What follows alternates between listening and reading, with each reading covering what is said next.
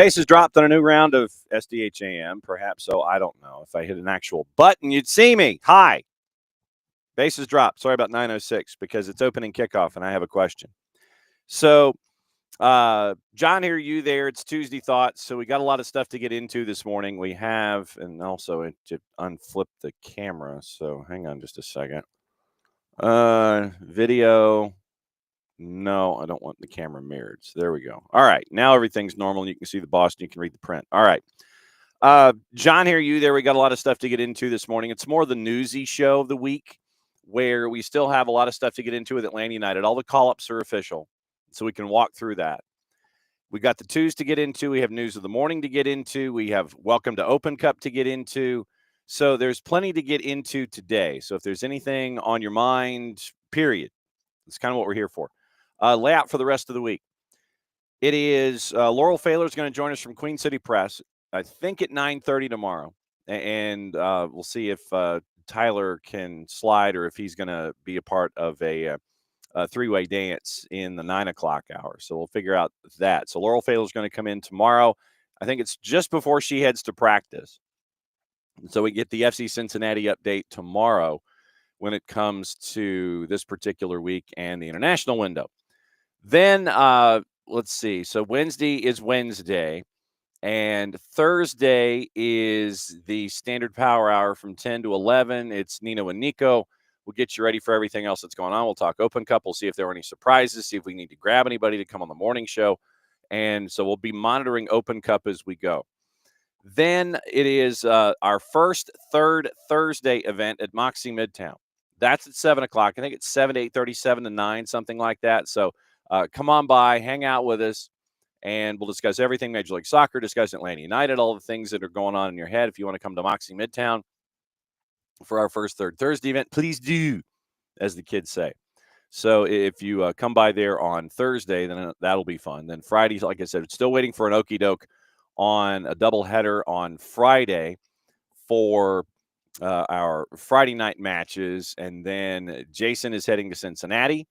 And it's the early game on Saturday with Atlanta United and FC Cincinnati. And the twos have the weekend off. So that's where we are this weekend. There's some academy action that's going to be first thing Saturday morning. And Nick and Maddie will have that for you at atlutd.com/live. So looking forward to seeing that. So it'll be activity going up to high school.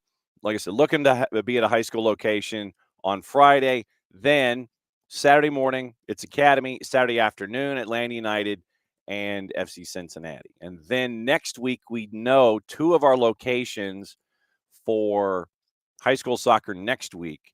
We're going to be in Perry for Warner Robins and Perry in the midweek, and then we're going to turn around and be at Parkview and Brookwood, the Battle of Five Forks Trickham. So that's next week. We're trying to clear a third location and get everything all squared away with that. So very, very busy, as the kids say. So really looking forward to that as we go. So 4 match days planned next week involving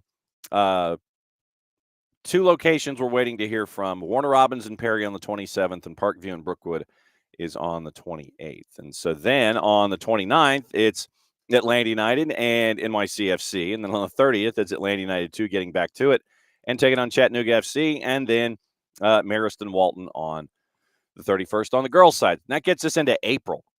I mean, literally, when you look at this, like I said, this is Jason's grid that he pieced together for our programming for, let's see, when does this, it's kind of pieced together and it's into October, 4 pages. So that's Jason. So Jason pieced together 4 pages of material, and that's kind of what we are navigating through.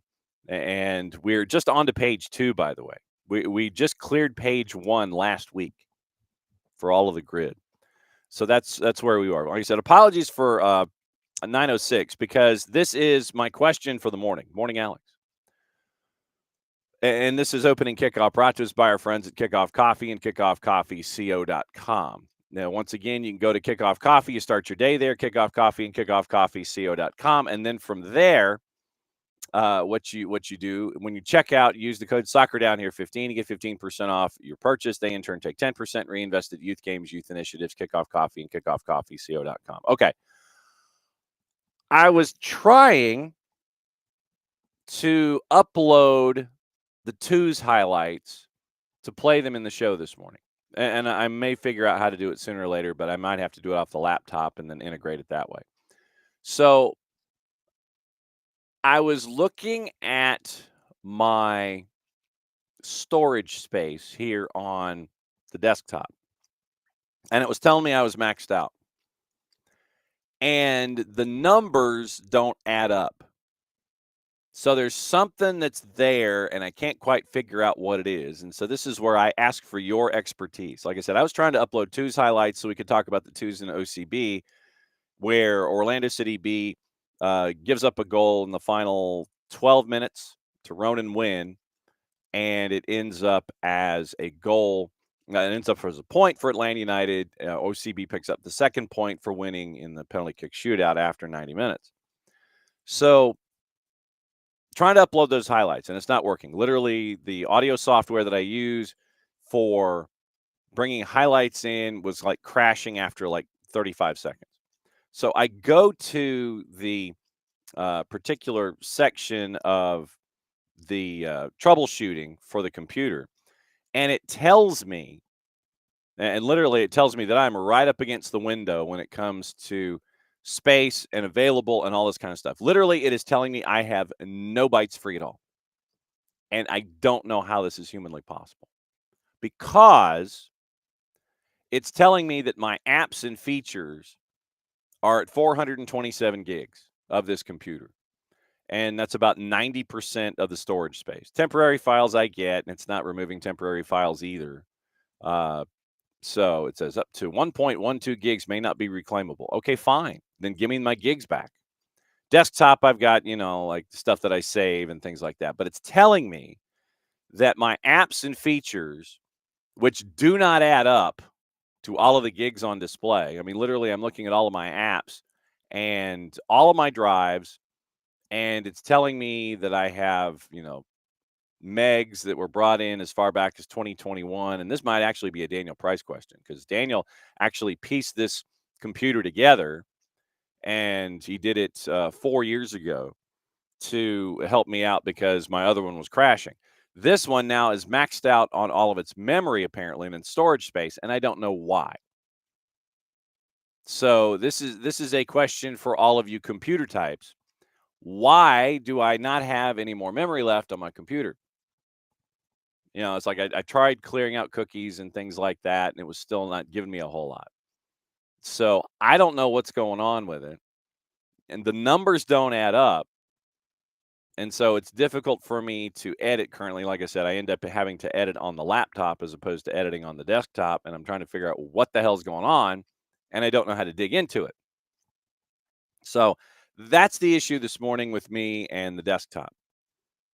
So if there's anybody out there, literally anyone out there that knows how in the wide world of sports I can sit there and blow things up that need to be blown up so I can get back to my normal storage space, then let me know.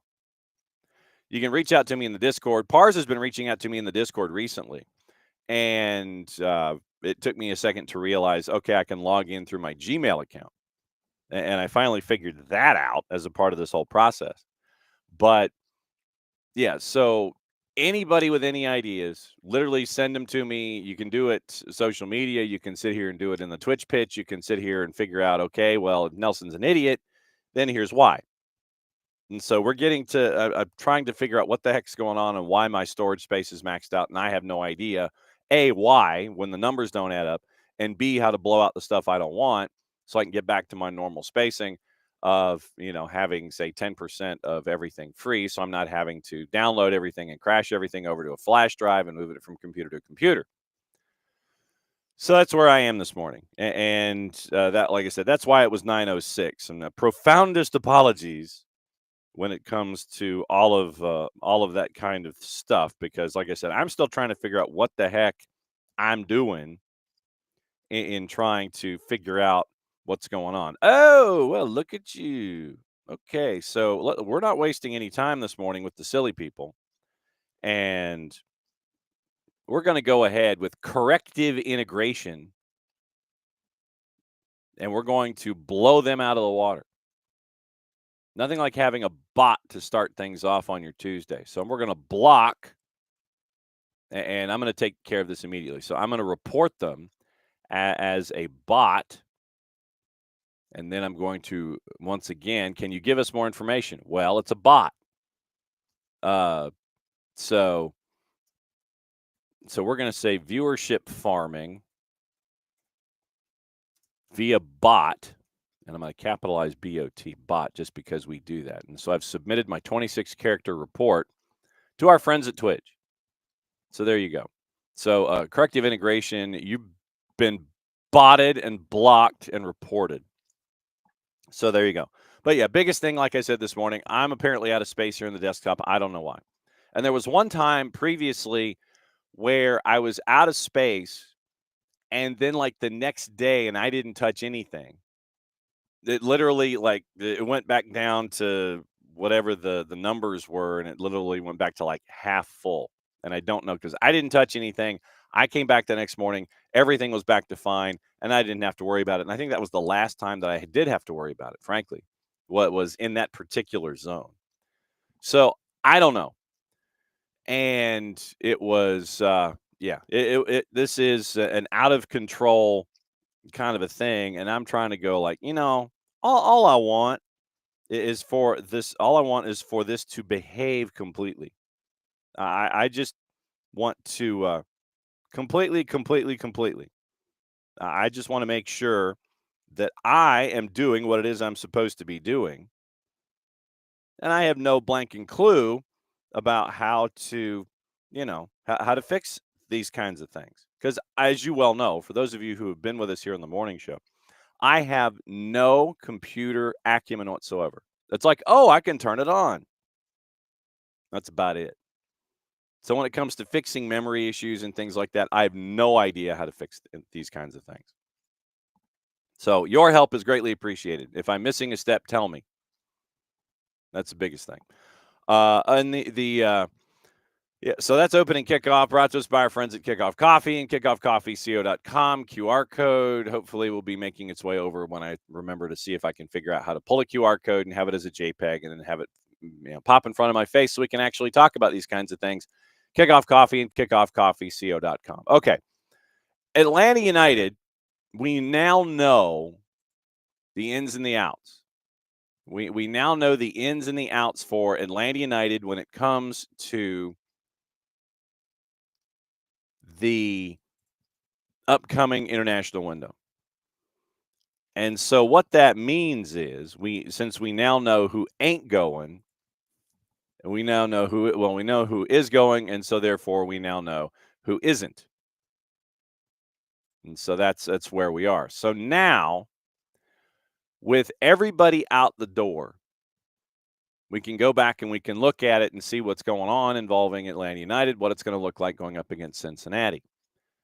So the call-ups, the international call-ups for this particular window, there's 10 of them. I mean, that's a good thing. Don't get me wrong. But I know that a lot of folks are sitting there going, there's 10 call-ups. So what does that leave us with when we're going to Cincinnati? And that's kind of what we'll talk about with Tyler tomorrow, because of the time that we get to spend with the twos and everything, and we get to kind of piece things together. So 10 Atlanta United players get national team call-ups in this window. It is 8 in the first team, and then you end up with Dominic Chonqui and Caden Moore also called up. So Abram, Almiron, Brennan, Cobb, Fortune, Gregerson, Morales, Sleesh in the March 17 through 25 window. So that's what you're looking at with that. So Abram goes to Peru for CONMEBOL qualifiers, March 20 and 25. No Lionel Messi, by the way, for Argentina. And the video has we have intimated and kind of zapruded our way to figure out that it was the moment where Messi was working as you were focusing, as you're watching the match, if you're watching it on television, going from left to right, and there was a moment where Messi ended up wide to the as you're watching your far post, as you are watching the near post as he's attacking down the left, and you can tell that the body was not behaving right after the play was over. He kind of winced a little bit and dapped Brad and moved on. So word came out last night about 6:00 that Lionel Messi was not named in the final roster for Argentina here in this CONMEBOL window.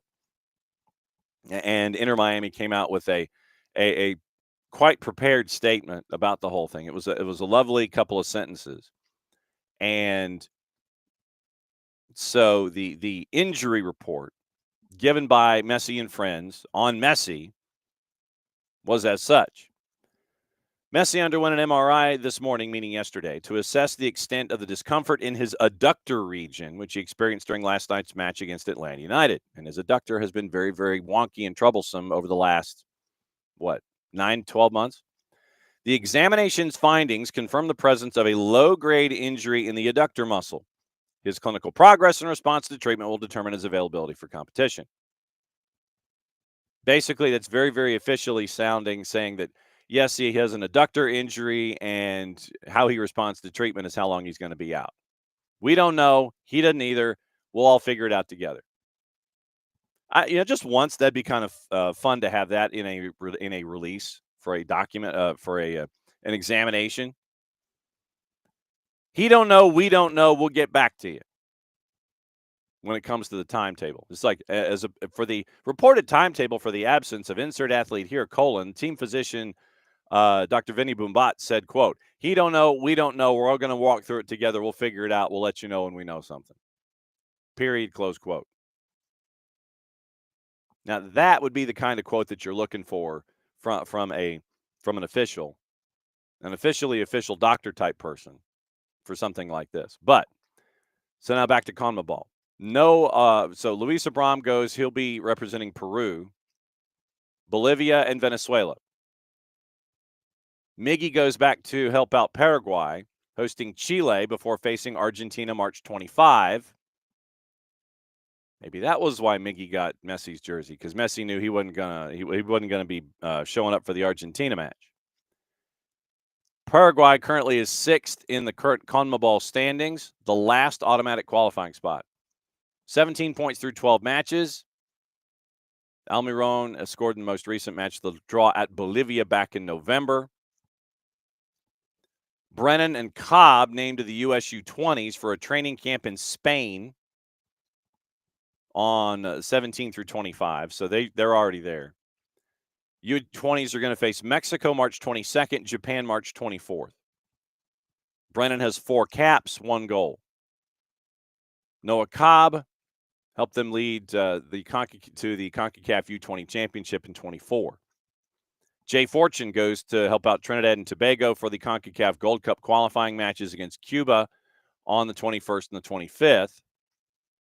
It's crazy to think that Jay made his senior national debut on February 1st of 2021.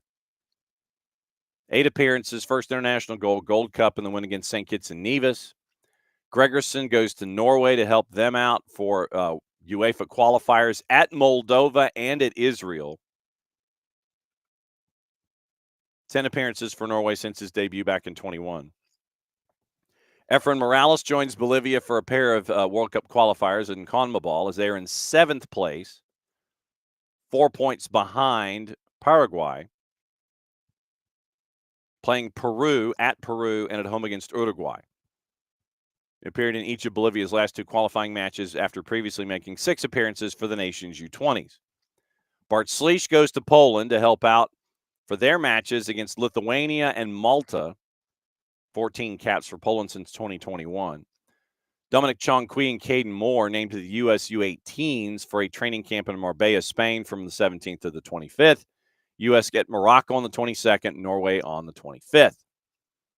So, now as we piece together what you got and what you don't, you notice that there are some names that are not there. You notice that Saba is staying. You notice that Latte Lat is staying. You notice that Miranchuk is staying. So you have all of that activity up top. You're helped out up top once again by Shande Silva, Caden Dogashi. You're monitoring the health of Jamal Tiare. So your attack pretty much stays intact going up against Cincinnati coming up this weekend. It is the midfield and the defense is where you sit there and you're trying to figure out what you need to do. So you don't have Jay, you don't have Bart. Odds are you're going to be monitoring the health of Mateus Klick. And so Muyemba starting. Klick, you hope, starts. Then your back line, you don't have Gregerson, but you do have Amador. You do have Derek Williams, and you do have Brooks Lennon. So you wonder what it's going to look like stylistically in this challenge that we talked about on the full-time report for Ronnie Dyla and the coaching staff going up against Cincinnati, who probably will not have Miles Robinson, at least not at 100%. You won't have Kevin Denke. You won't have Teenage Hadibi. You won't have Flores because of a red card. So you've got a lot of activity at the back that you've got to pay attention to, with the front being what it is for Atlanta United. So that's what that's the biggest thing that's staring at you, this big lighthouse coming up on the weekend. Atlanta United, most of their starting attack still in place. The defense for FC Cincinnati has some issues. Still, once again, no Matt Miazga. He's out another couple of weeks. Nick Hagland returning from injury, broken fibula, I believe. And Hagland, is he ready? Can he give you minutes if he is? So issues at the back for Cincinnati. Issues in the middle for Atlanta United. No issues at the front. So issues at the back for Cincinnati. No issues at the front except for missing Miguel Almiron. So you have an issue but not issues. So that's what you're looking at in the yin and yang of the matchup coming up this weekend. Like I said, Laurel Failer is going to be joining us from Queen City Press tomorrow morning. I think it's going to be about 9:30. So we'll see what's on Laurel's mind as we get you ready for Atlanta United and FC Cincinnati coming up on the weekend. So that's the larger point here that we can take away, at least from the surface discussion involving Atlanta United and the matchup this weekend, as they're looking to get some points on the road. And Alex can insert his quote wherever he sees fit. Morning, Lukeville. Good to see you. So that's your. Now that we have the 10 names that are out, we also now know the 10 kind of positions that you're staring at. Just quickly, let me see if anybody else was named in the window to not be a part of the activity going on this weekend. So let me see. Tickets, club stats, news. Let's see. So, like I said, I'm scanning to see if there is anything when it comes to the weekend. We've got recaps. I get news from FC Cincinnati, don't I? As I sit here and try to figure out what I might be missing. As I sit here and buzz it through. Yes, points in March, something September. Yes, absolutely true. I swear I thought I got notifications from FC Cincinnati. And apparently Poppy is the official soda of Messi and Friends. That came out yesterday as well. Somewhere in my emails. I know that it exists. I'm trying to see if there's any kind of a call-up-ian kind of a thing. And I got to clean out some emails too. So nothing there. And nothing in that one. And is there anything in updates? No, there's nothing in updates. I swear I thought I got something from FC Cincinnati. It's probably in an email that I don't know.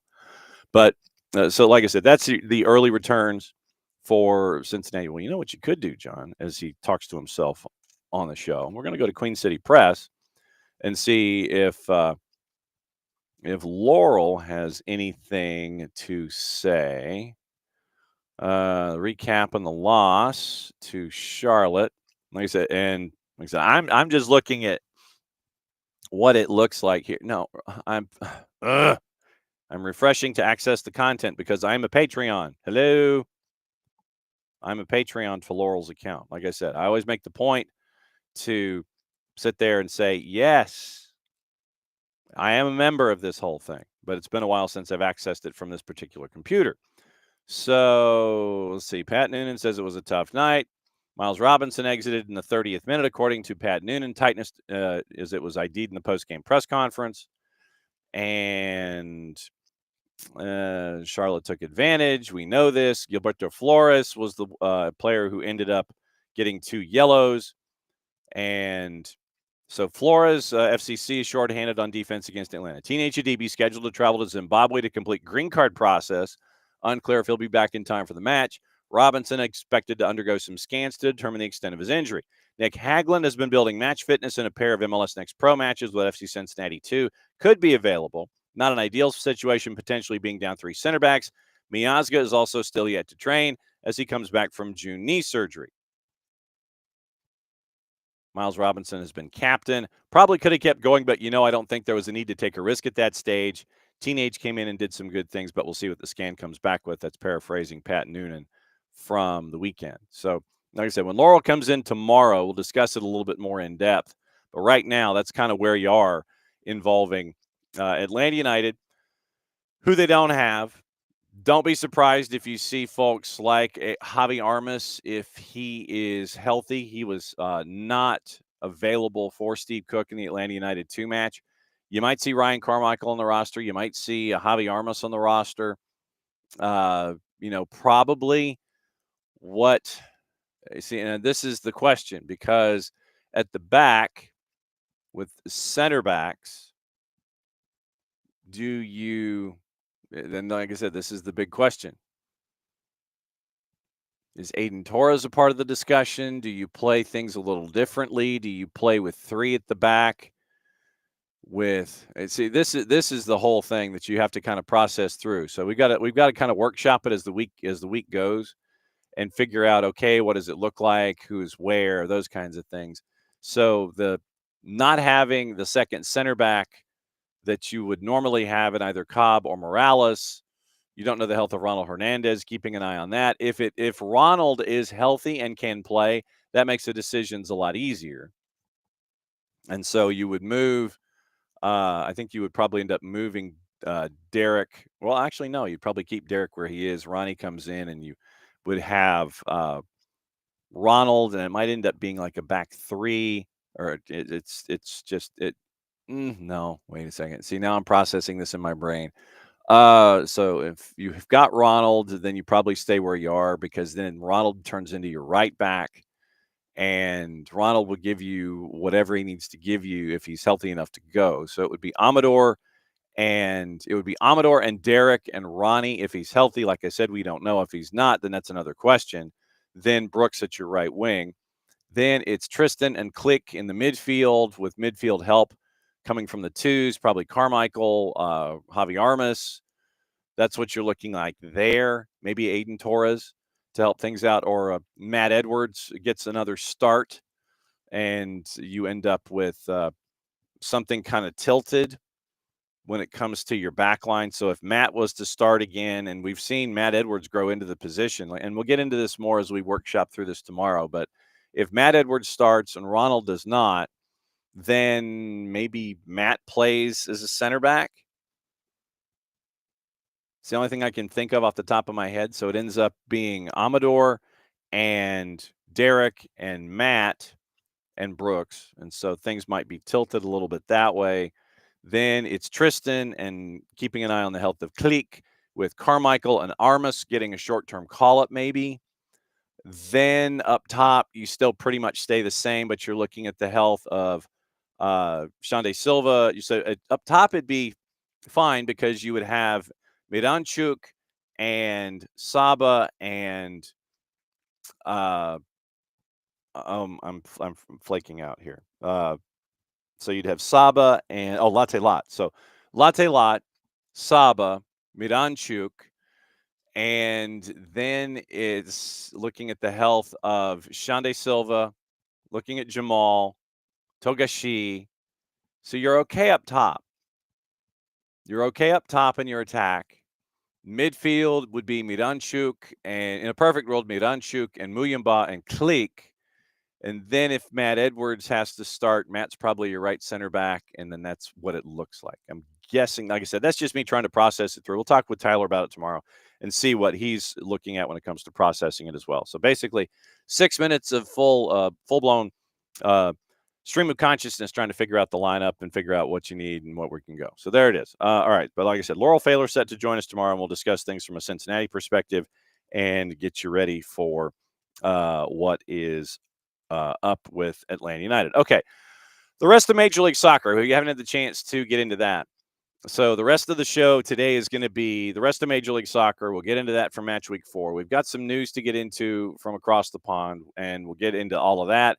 Plus, we got to welcome Open Cup into 2025. We'll go over the matchups there and see if there's anything that is earth-shattering in those matchups, anything to keep an eye on there, because this is the Pro-Am round.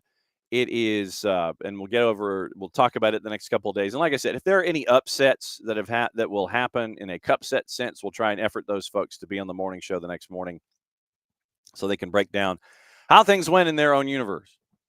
So I think that'll be fun to kind of break down here as we welcome our cup sets here to 2025. So the rest of Major League Soccer on the weekend, complete with surprises and things like that.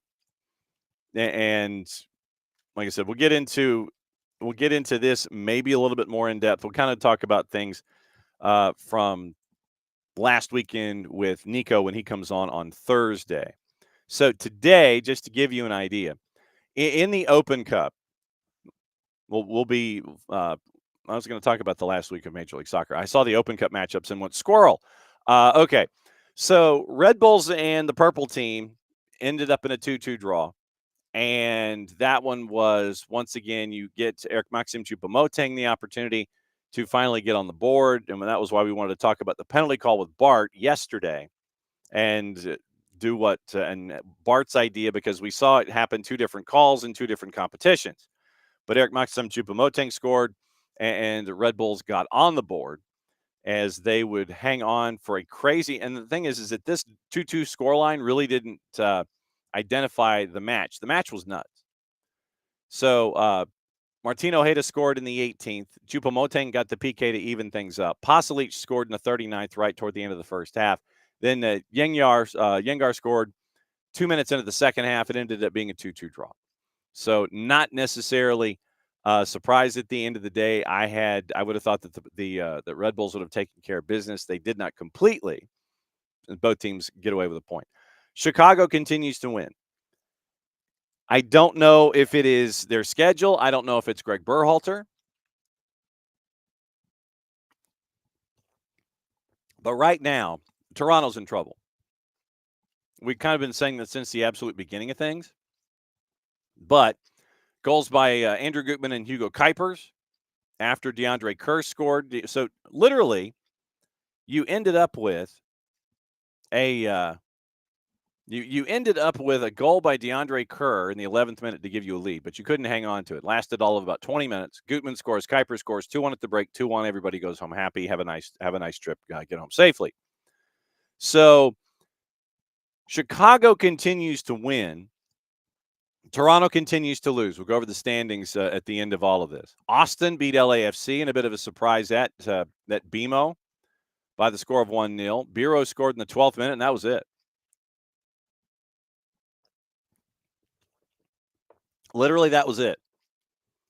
Goals scored on the day. LAFC coming back from CONCACAF Hemispheric Extravaganza duty, and they came out with a first-choice lineup. Lloris in net, Hollingshead, Nkosi Tafari, Aaron Long, Sergi Palencia. That's your back line of 4. Timothy Tillman, Igor Jesus, and Mark Delgado. He's Mark now that he's gone uptown. Gotten closer to downtown. He was Marky and Carson. He's uptown, and he's Mark. And then Denny Boanga, Jeremy Abobasi, and Cengiz Under for your 3 in the attack, and it was not a lot of an attack. Austin goes and gets a big win. Brad Stuver, Biro, Svathawk, Brendan Hines-Ike, and John Gallagher with your back 4. Midfield 4, Owen Wolf, Ilie Sanchez, Besard Sabovic, and Osman Bukhari, one of the big pickups in the offseason, both financially and with expectations. And then your two up top, Brandon Vasquez and Mirto Uzuni. Uzuni, Bukhari, and Vasquez. They have a lot of expectations of those three. With Nico Estevez is, remember, he's the new head coach in Austin. But a lot of expectations with the money that they've spent on designated players. Not the only place we've heard that. Stats on the day, once again, just the one goal in the 12th minute, and Austin got the win. But your stats, Austin with a lead in the 12th minute, they kind of just ceded possession, C-E-D-E-D. LAFC had 65% possession, couldn't do anything with it. 17 shots, 3 on target. Austin had 11 shots, 3 on target. So what Austin did in 11, LAFC did in 17. I should probably flip that sentence around. What LAFC did in 17 shots, Austin did in 3. They got the one in the back of the net. 5 blocks for LAFC on the day. Okay, so LAFC, 1 block shot by Austin. 17 shots, 3 on target, 1 block. So that means that there were a lot of shots by LAFC that were not on target. Austin, 11 shots, 3 on target, 5 blocks. So 3 off target, 3 that were not close for Hugo Lloris to lay his mitts on. And also, apparently, Austin doesn't care about passing accuracy. They've kind of devolved into like the Philly Red Bulls discussion. 72% completion on their passes. It's like they don't care. Like I said, they only had possession 36% of the time, and they had completed 72% of their passes. But once again, you got a lead, you don't care. 12 crosses by LAFC. They're just starting to bomb things in. 3 crosses for Austin. You got a lead, you don't care. 3 saves for Stuver, 2 for Lloris, 11 clearances for Austin on the day, which makes a lot more sense. Nothing got to Brad Stuver. 18 fouls called on Austin, by the way. 18. So 18 fouls. What did it get you? Well, I'll tell you. Didn't get you much. 5 yellows for Austin, by the way. And I think that what they're doing is they are kind of employing the same philosophy as a lot of other teams with star power. Like when LAFC had Carlos Vela, what do? You foul Vela, you frustrate him, you slow the whole thing down. Vasquez, Sabovic, Gallagher, Stuver, and Jader Obrian all got yellow cards. Slow them down, you frustrate the ish out of them. Then you have nothing happening. Nothing happening. And LAFC had a lot of nothing happening in that loss. Yeesh. Seriously, 5 yellow cards, 18 fouls, 36% possession. The 1 goal in the 12th minute, you hung on, you got out the door. You literally went to Ralph's or Albertsons. You got what you wanted. Somebody had mislabeled a price tag on a really good slab of meat. It's like they put the wrong price tag on a good porterhouse or something. You sit there and you're trying to find something that you can cook quickly because you're in the mood to grill. You look down, you see that there's this really big porterhouse and it's got like a $7 price tag attached to it. You're going, ooh. You got a line mistake. You got a line mistake or a labeling mistake at Ralph's or Albertsons. You saw that slab of meat and you're like, I've got to take this to the front and I've got to check out right now and I'm going to go cook it. You got something that was mislabeled by a clerk. And then you ran out. Wiley's on Stuver. Stuver got undercut, and then he gave a shove and got himself a yellow. So Wiley helping us out in that regard. But basically, Brad Stuver gets undercut. He's not happy about it. And then he got a yellow out of the deal. But, yeah, you frustrate LAFC, you slow them down. And it's just Steve Cherundolo and LAFC right now. It's like I don't know what version you're going to get. I really don't. Are you going to get the one where the field tilts and BMO's a fortress and Denny Bwanga and Jeremy Ebobisse are in full concert with one another, or are they even in full concert yet? You don't have Bogish anymore at LAFC to be paired with Bwanga. He's at Cruz Azul. You brought in Jeremy Ebobisse, hoping that you would end up with a good tag team partner, another Batman and Robin situation, but that hasn't developed yet. I'm sure that Steve Cherundolo is hoping that it does over time, as are the 32-52. But right now, it's not there. And you don't know what LAFC you're going to be getting on a match-by-match basis. Down a goal, 65, 66% possession, you get nothing. 3 shots on target on the entire day.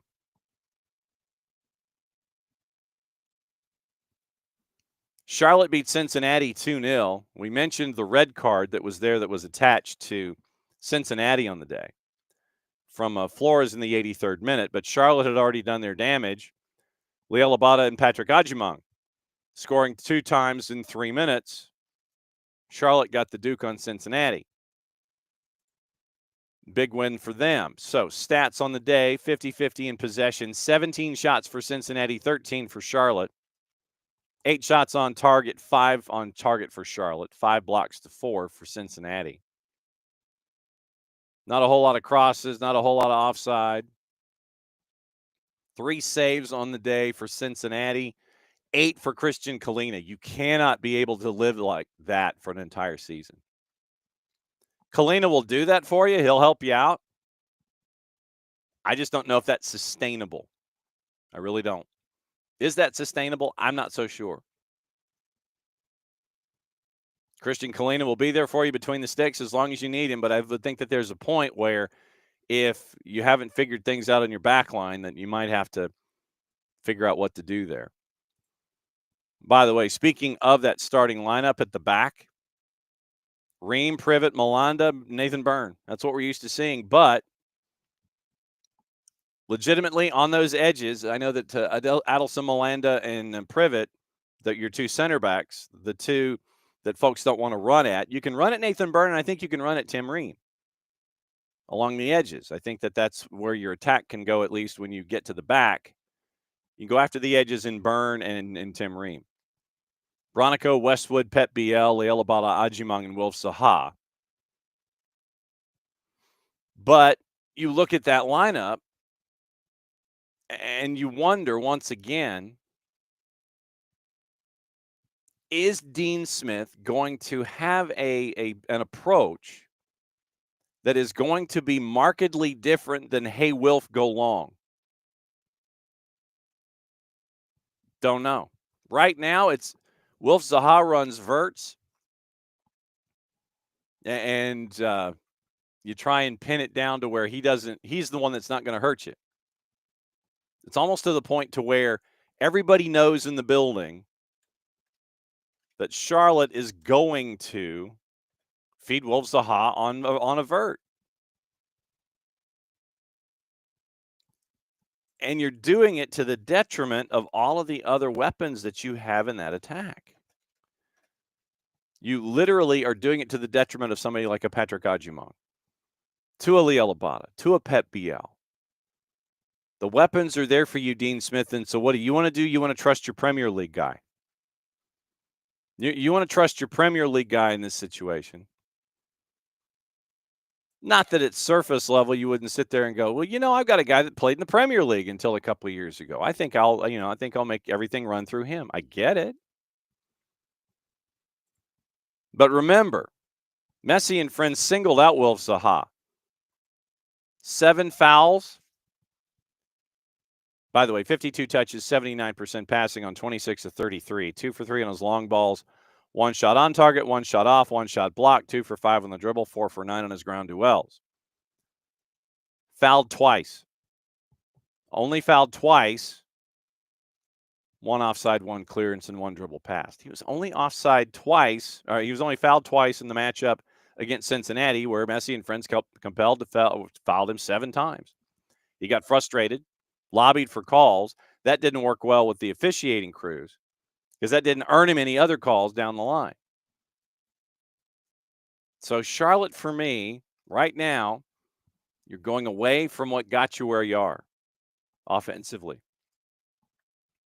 You want to feed the new guy. Fine. We'll foul the new guy and make sure that the old guys, the ones that really can scare you, that you're not using as a part of your integral part of your offense for some reason,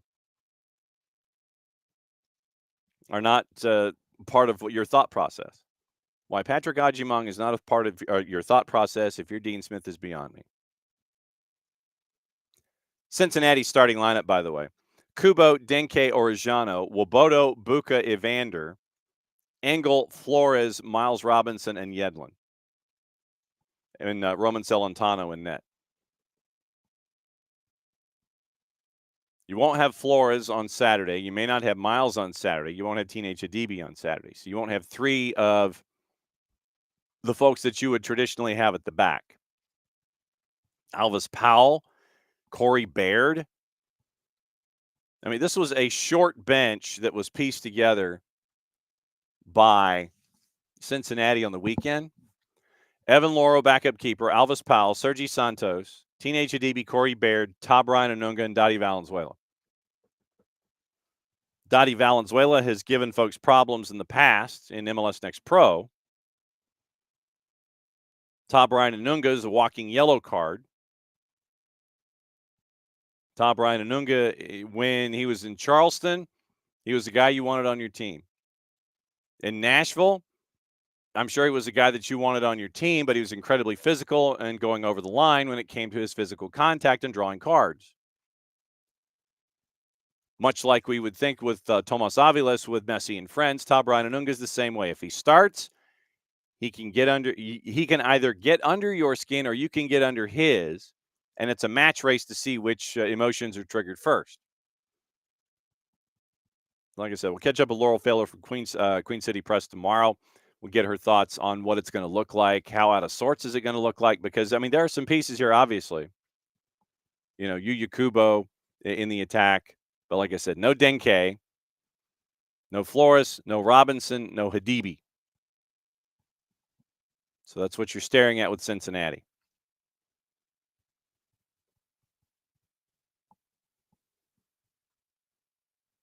And Michael, to Michael's point, at the end of the day, Charlotte is in fact winning. But I'm discussing is the sustainability of Charlotte long term. Charlotte in the matchup against Messi and friends, I don't know how against a 10-man team you lost that. I really don't.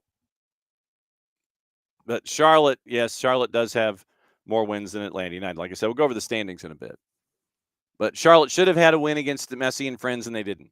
They had a man advantage against Messi and friends and didn't pull it off. So Messi and friends decide, okay, we're going to foul and frustrate Wolf Zaha. And then Charlotte just decided not to do anything else. We're going to keep feeding him. It's a game you should have won and didn't. So like I said, the sustainability of that plan, that thought pattern, is what I was really kind of getting into. But yeah, Charlotte has won matches. DC and Montreal, I apologize for anybody that went to Audi Field. That's 90 minutes of your life you can't get back. NYC and New England probably along the same. NYC ended up with a 2-1 win, and the game was at Yankee Stadium, so it was in the U12 pit. And New England is really hurting. Kansas City and Minnesota, I think, qualifies for the most drunken game of the weekend. Believe it or not, and like I said, I don't know how many of you spent your Saturday night watching games and watching our buddy Kevin Egan on MLS 360. But how many of you, as you might have been looking at scores as they were going across whatever crawl or whatever device you were paying attention to, how many folks out there looked at the score when it was Minnesota leading 3-0, first minute of the second half, and we're thinking, oh, crap, Peter Vermes is out of a job?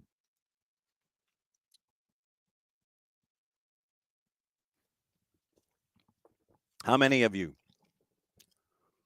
I was there. Minnesota was handing it to Sporting Kansas City, and I mean handing it to Sporting Kansas City. Hassani Dotson scored in the 15th. Tani Oluwaseyi, by the way, who was named player of the match day last week, 2 goals. 31st, and 46th. So first minute of the second half, it's 3-0 Minnesota, and we are all kicking dirt on Peter Vermes. Then Daniel Shallowy scores with about 20 to go. It's 3-1. Duggan on an OG 4 minutes later, and it's 3-2. Dejan Joveljic scores with 10 to go, and it's 3-3. And the game was just damn drunk. I mean, literally, it was damn drunk. It wasn't just drunk, it was damn drunk. 12 minutes, 3 goals. Second goal for the Bishop, Dejan Joveljic, with his new club, $4 million in the offseason. And this was one of those deals that the inside the league deal, $4 million. And so Peter Vermes says after the match, I'm probably most disappointed at the end with the fact that after we tied, I think we took our foot off the gas pedal just a little bit. I think we had him at that point. Could have kept going, but for whatever reason, maybe they felt good that they got back into the game, didn't want to give them something away, but we had them. 3 goals in 12 minutes. If you have 6 or 7 minutes, go back and watch this one. Just go back and watch the Major League highlights of that one. Just to give you an idea. I'm going to break down the stats by half. So Sporting Kansas City, in this matchup, which was just beyond stupid. Like I said, literally, if you took it, half at a time, and dating back into preseason, Sporting, by the way, had lost 6 in a row, all comps. So Sporting, I don't want to add Sporting. So your stats, second half stats. Kansas City had 2-1 in possession. Minnesota, by the way, if you believe in the XG category, 1.83 to 0.38.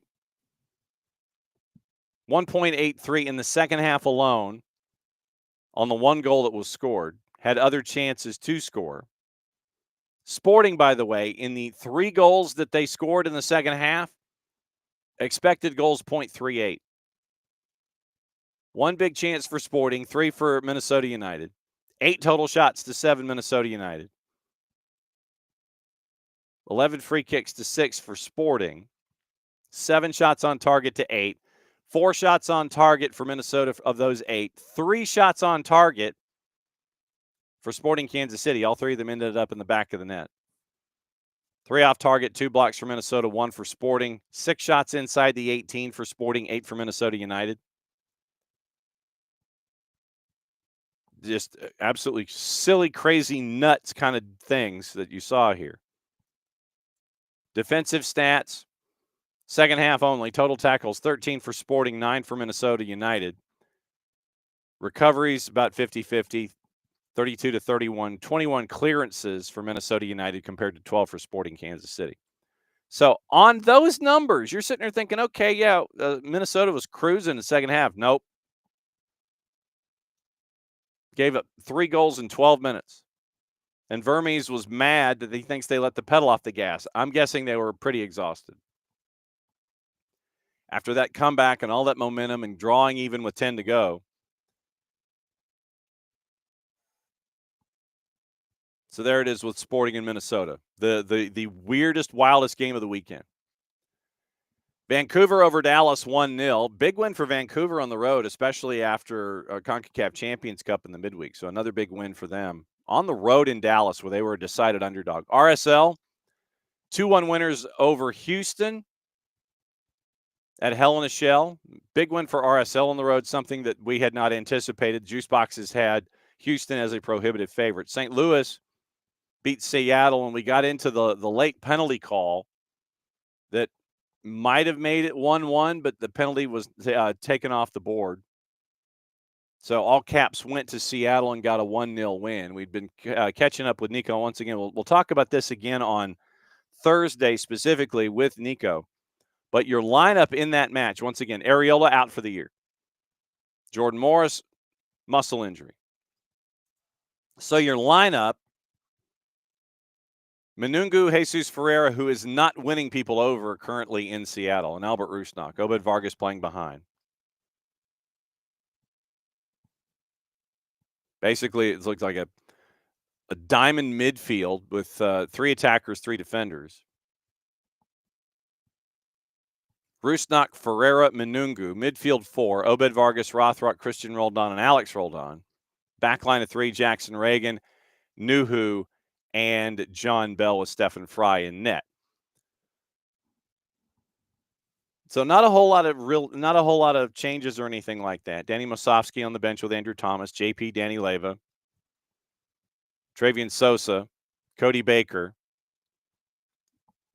Stuart Hawkins, Jacob Castro, and Kalani Kosa Rienzi.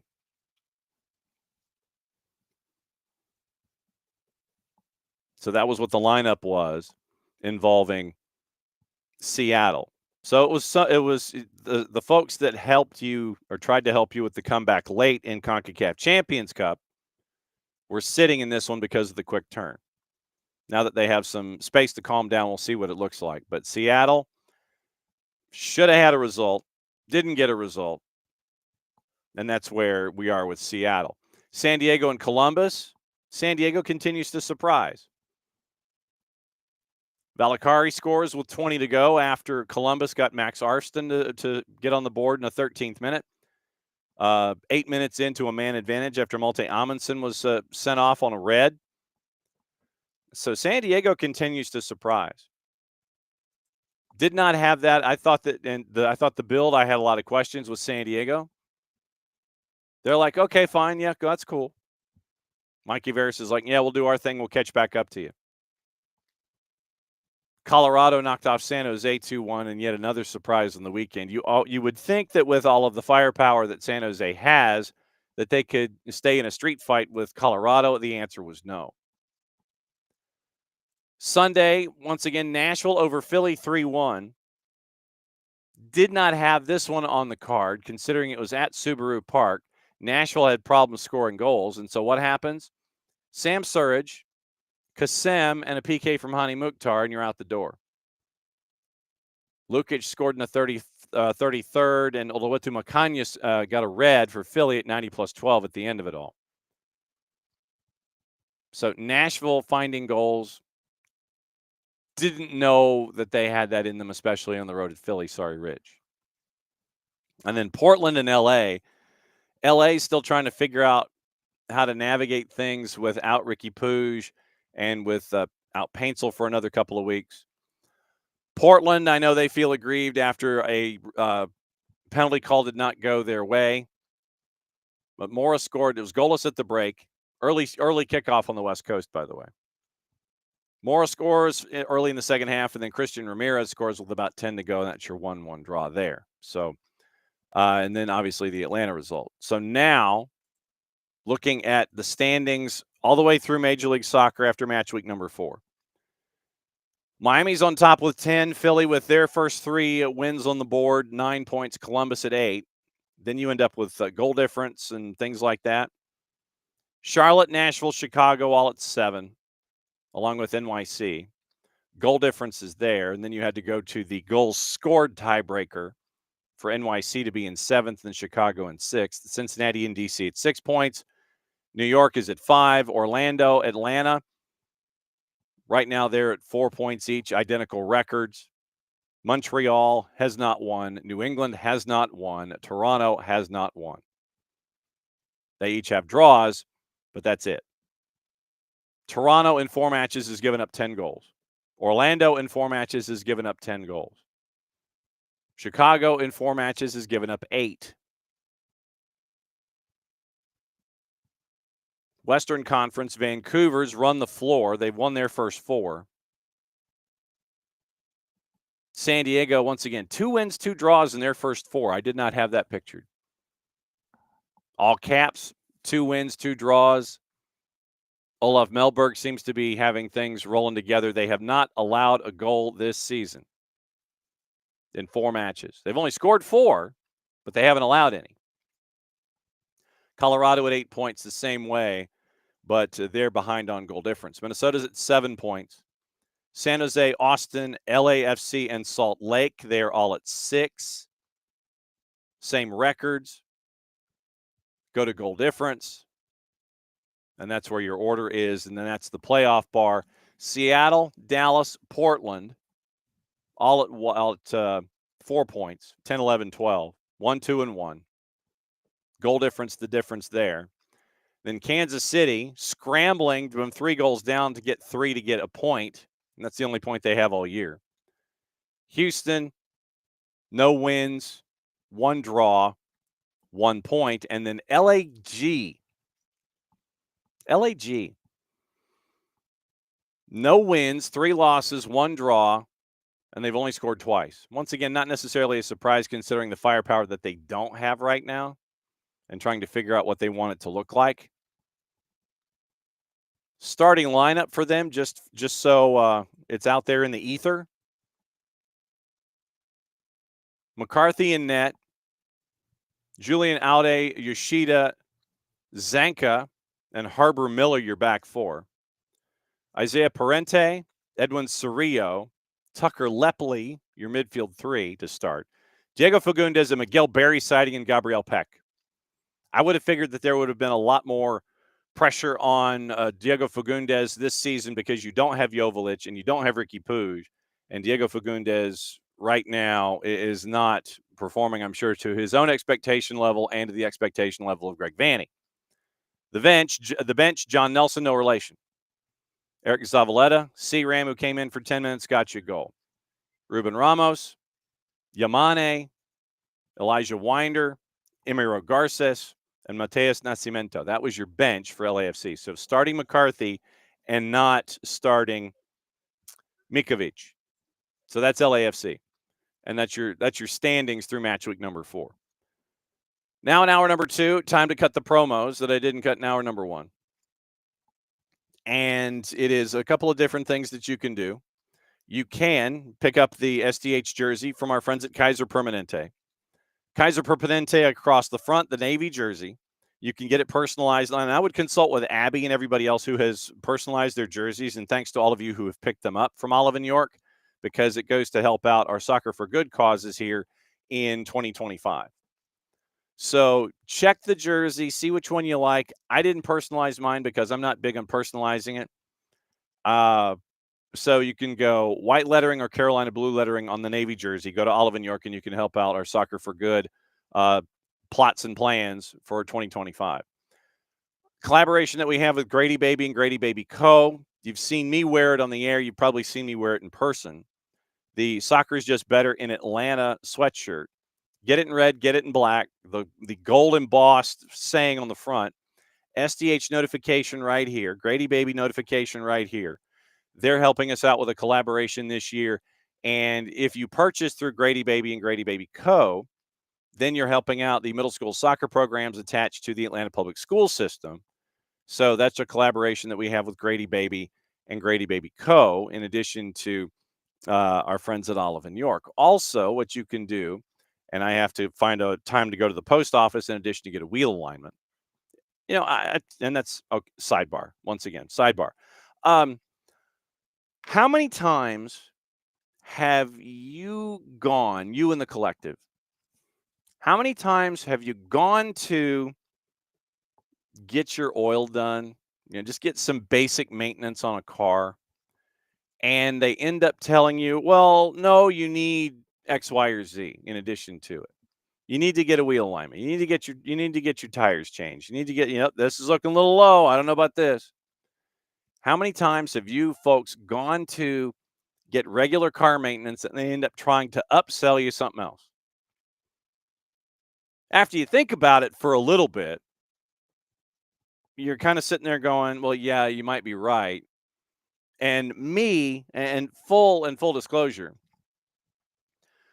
when it comes to car maintenance, I'm not a person that needs to be consulted. I know that surprises a lot of you. But when it comes to automobiles, I'm good about basic maintenance, especially since the cars that I now have are newer than the ones that I've had in the past.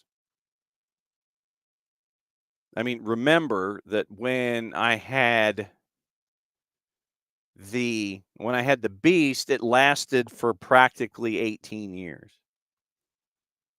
I had it for the final 6, But nevertheless, I became somewhat vigilant about, doing regular maintenance and things like that with that car, considering that I had, all the gazillions of thousands of miles on it. So I had to think about being more vigilant. But now that I have newer automobiles, I have to be even that much more vigilant, much like Michael. Michael's like always get up. I always get an upsell when I end up going to get car maintenance. So this last time when I went and got an oil change and didn't know how long it was going to take, second sidebar in a second. But they're like, yeah, we're looking at your car and you need to get a wheel alignment. So I probably have that in my future either today or tomorrow, depending on how motivated I am. So I was just curious if I was the only one who was, while they were getting regular maintenance, they're like, oh, we saw this. Because traditionally, when I go and get maintenance done, I will sit there and it's like there are places where you can get your basic maintenance checks, like they'll check your fluids, check your tires, check your pressures, those kinds of things.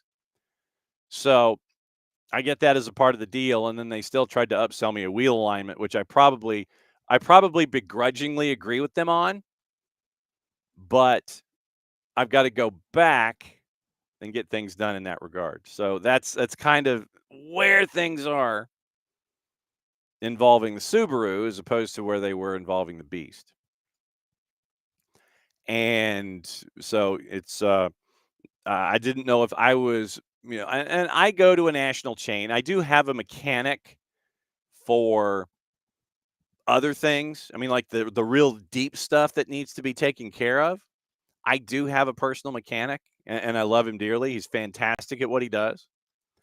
But just for like basic maintenance, because it's a lot closer to the house and to the office than it would be by going to my mechanic, I'll go to this particular place, get all the basic maintenance taken care of, and then it recycles and all the way through.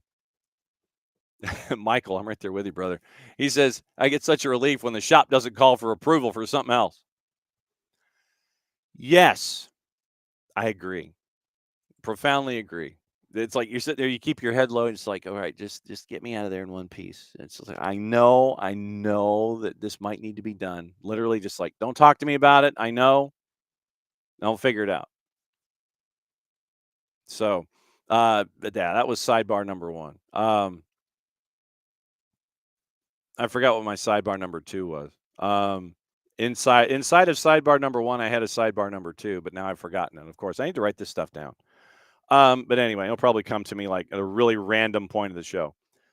So, like I said, I was just trying to figure out if I was by myself, if they looked at me and they sat there and he went, yeah, this dude really doesn't know anything about cars. We pretty much could tell him anything. Be like, you need a new Flezen wattage generator plug thing. And I'd be like, okay, sure. Because we all need our new Flezen wattage to be monitored on a daily basis. So I don't know. I'm that guy who literally would go, if I needed something, and I am so poor at this, if I needed something done to the house and the decision was truly on me or a house that I was living in, I literally would thank God we have a handyman. But I would be the kind of guy that would sit there. If I had to go to Home Depot, I would sit there and be, nope. Yeah, I'd be like, I think this is wrong. I think this is wrong. The guy at the Home Depot wearing the orange smock, or the Ace Hardware, he's wearing the red bib, the red apron or whatever. Look, they'd see me and look. I've got a big old sign on my forehead that says "sucker," and I know I do. I know I do. I don't know the damnedest thing about anything when it comes to home repair. Do not. Michael, you're probably not wrong. I needed a new flux capacitor. You're probably not wrong. But when it comes to anything involving manual labor or things that need fixing or anything like that, it's either buy a new one, even if it's the slightest thing that's wrong and it's like maybe a $10 fix. Yeah, I sure as hell can't fix that. Time to get a new one.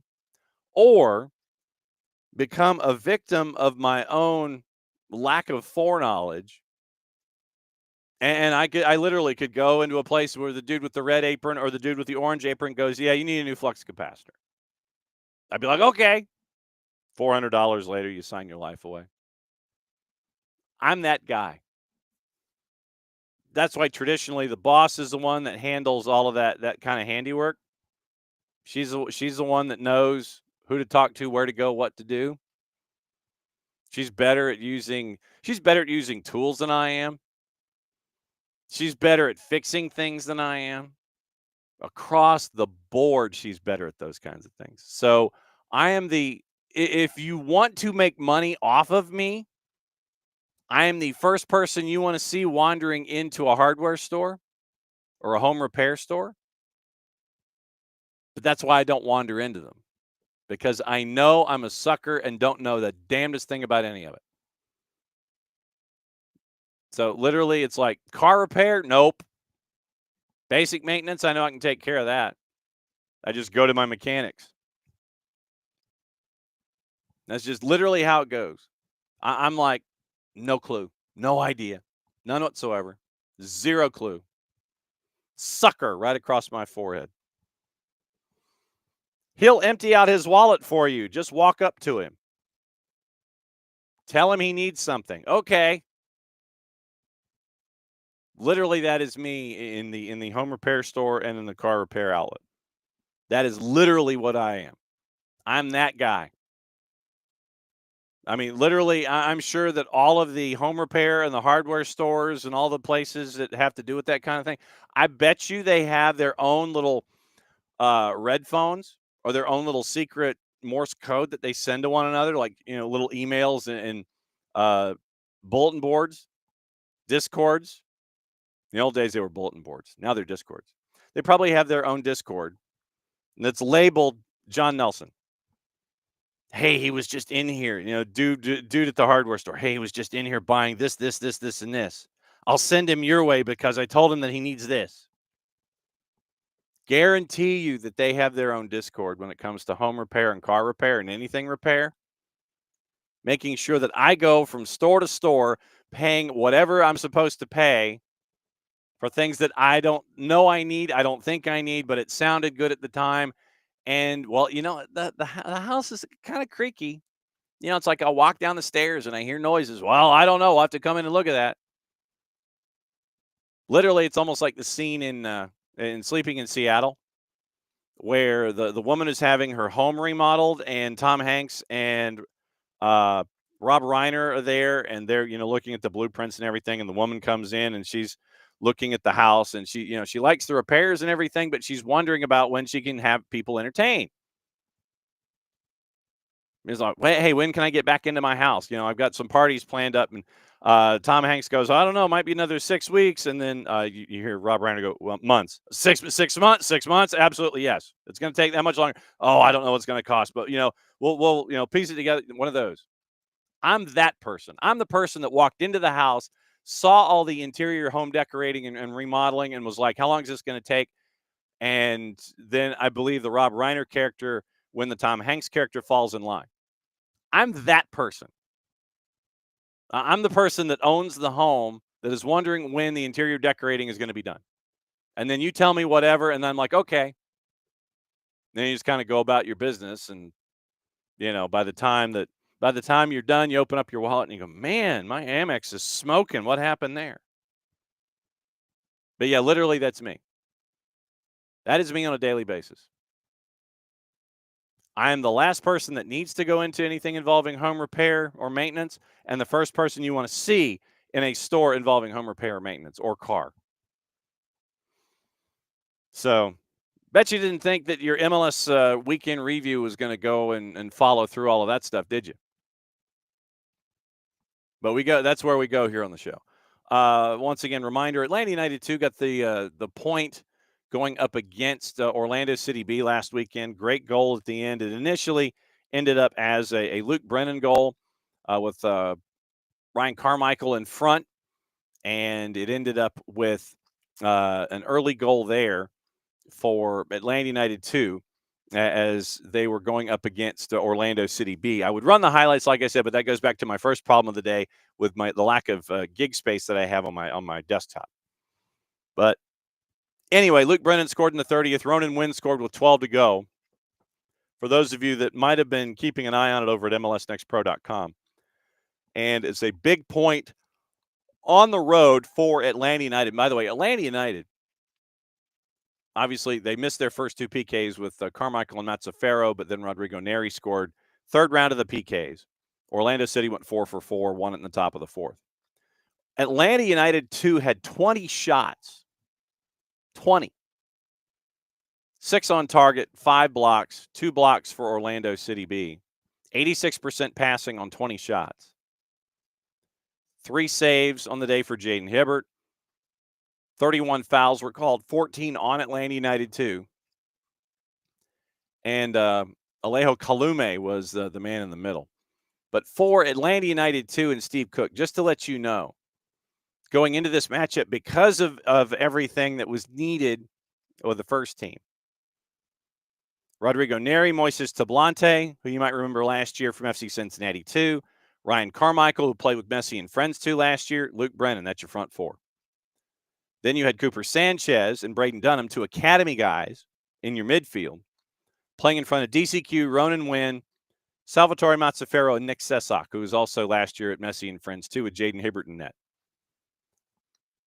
You had a 4-position player bench and John O'Ransom. And you went down to Osceola Heritage Park and you got a point. Patrick Weah was on the bench. He's still trying to get to full song when it comes to being a participant for Steve Cook and the Twos. Aiden Torres was there. Also, Kovac and Majub from the academy were there. So you had 2 academy kids, Aiden Torres, Patrick Weah, and John O'Ransom on your bench. And you went down to Orlando City B and got a point. Sam Goldfarb was on the call for that one for MLS Next Pro. So after a handful of matches, like literally it's just the first 2 matches of the season, and the next match coming up for Atlanta United 2 is Chattanooga FC on the 30th up at Kennesaw. So big matchup. The Chattahooligans are going to be there. All the Chattanooga FC fans are going to be there. We would ask now with 12 days notice that you be as well. I think. Yeah, the 30th. Yeah, so 12 days notice. So once again, 2 matches, 1 point, got that point on the road. And Chattanooga's out of the blocks, 2 wins in their first 2 matches. And they have scored 3 and they've only given up 1. So right now they're on top. Revs 2, NYCFC 2, Orlando City B, Red Bulls 2. That's your top 5 in the Eastern Conference in MLS Next Pro. Okay. Getting into all of the other news and things. And there's plenty of other news and things to get into this morning. And as I was taking the tour of, there are places that I will look in the morning and you sit there and go, yeah, I got to talk about that. Yeah, I got to talk about that. Yeah, I got to talk about that. All those kinds of different things that we've got to get into. And you did have a couple of rounds of stupidity down here. Jean-Philippe Mateta did come out publicly for the first time in an interview situation and discussed what happened in the challenge that we're still waiting to hear from the FA and find out, okay, you really do need to be suspended, Millwall keeper, for more than just a handful of matches. But also a couple of other things from the world in and around. The Premier League is going to delay the use of new offside technology after a record VAR holdup. And they mean that in a time sense, not in a positive way. Matt Hughes at The Telegraph. Premier League has further delayed the introduction of semi-automated offside technology after the 8-minute VAR check in the FA Cup tie between Bournemouth and Wolves.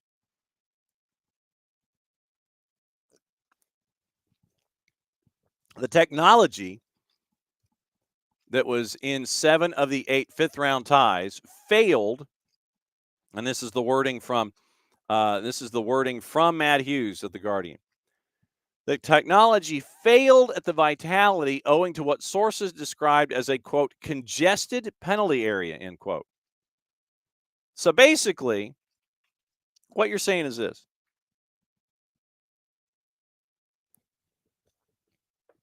As I become hydrated again. So what you're telling me is this. You have semi-automated offside technology. You tried to employ it, but because of too many people inside the 18, the semi-automated offside technology did not work. And this led to the VAR making 3 checks in the first half on the goal by Milos Kerkez, and that was finally disallowed for being offside.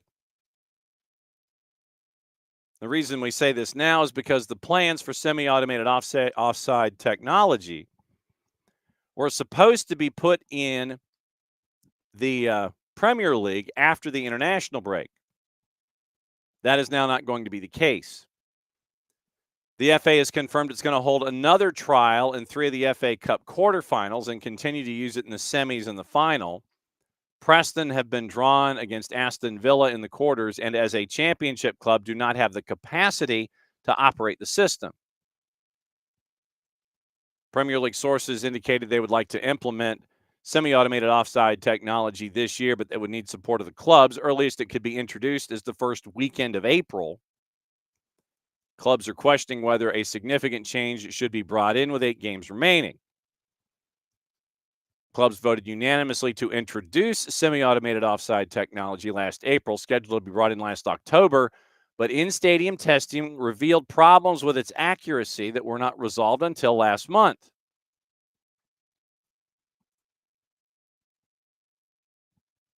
The system had not been deemed ready to go. PGMOL's chief refereeing officer at the time, Howard Webb, wanted the technology introduced, but then it was going to no longer be the case. Further technology was undertaken and further analysis was given. They had chosen the PGMOL in the Premier League. They'd chosen a system developed by Genius Sports over the products provided by Hawkeye. The officials had hoped that the technology could reduce time and confirm offside decisions in the event of VAR intervention by more than 30 seconds. Clubs were reminded of their commitment to improving player behavior. Clubs were given a presentation by the chief football officer at the time, Tony Scholes. And so it was a part of a larger discussion that it was pulled off the table. Improving the performance of VAR system not set for use. They didn't specifically say what the issues were, but they claimed that whatever those issues were resolved last month.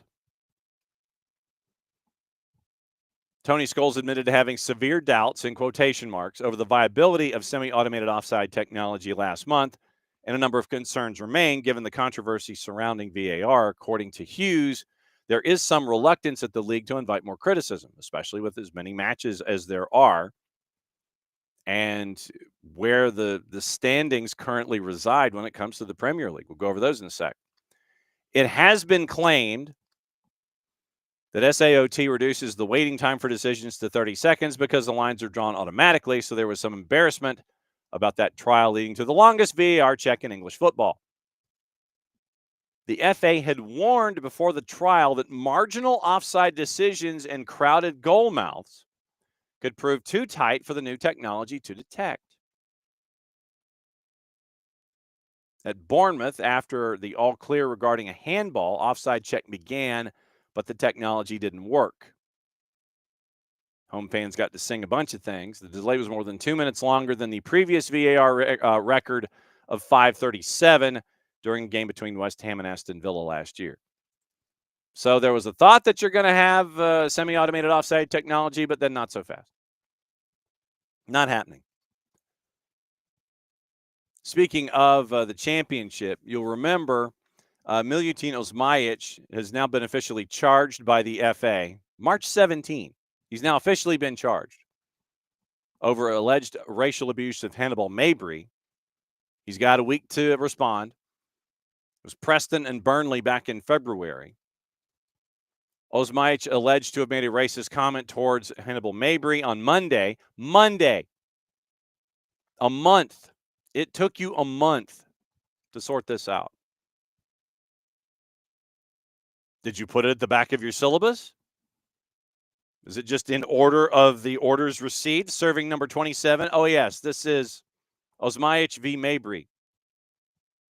Pull the number. Sit there in the waiting room. Serving number 27. Number 27. Monday, a month. The FA confirmed that Osmaic had been charged with acting in an improper manner under FA Rule E3 and had until next Tuesday to respond. So a week from today. Statement on the website said that Osmaic has been charged with breaching the rule, alleged that the forward acted in an improper manner and or used abusive and or insulting words toward an opposing player, contrary to FA Rule E3.1 paragraph. Further alleged that this constitutes an aggravated breach, which is defined in FA Rule 3.2, E3.2, as it includes a reference, whether express or implied, to color and or race. Osmaic has a week to respond. Statement on Preston's website acknowledges the FA's charge, adding that Osmaic continued to strongly deny the allegations, providing an official response to FA charges in due course. Until such a time where the case has been concluded, the club will be making no further comment. For those that might remember, Osmaic scored in the match. It was a 3-0 win over Burnley. The teams had met 9 changes from the last outing out there. So Hannibal Mabry said that he received disgusting abuse back on February 17.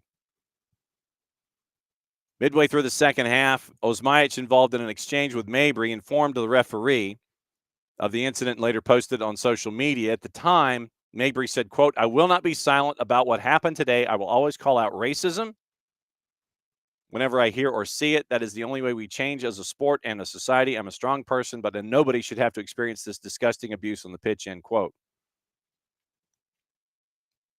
Kick It Out had a statement at the time as well, as did the Officials Association. So Miliutin officially charged by the FA. Word out of FIFA that and this is from our friends at Reuters. And I know this will shock you. Women's players face a stark pay divide with average salaries of less than $11,000, according to a FIFA report.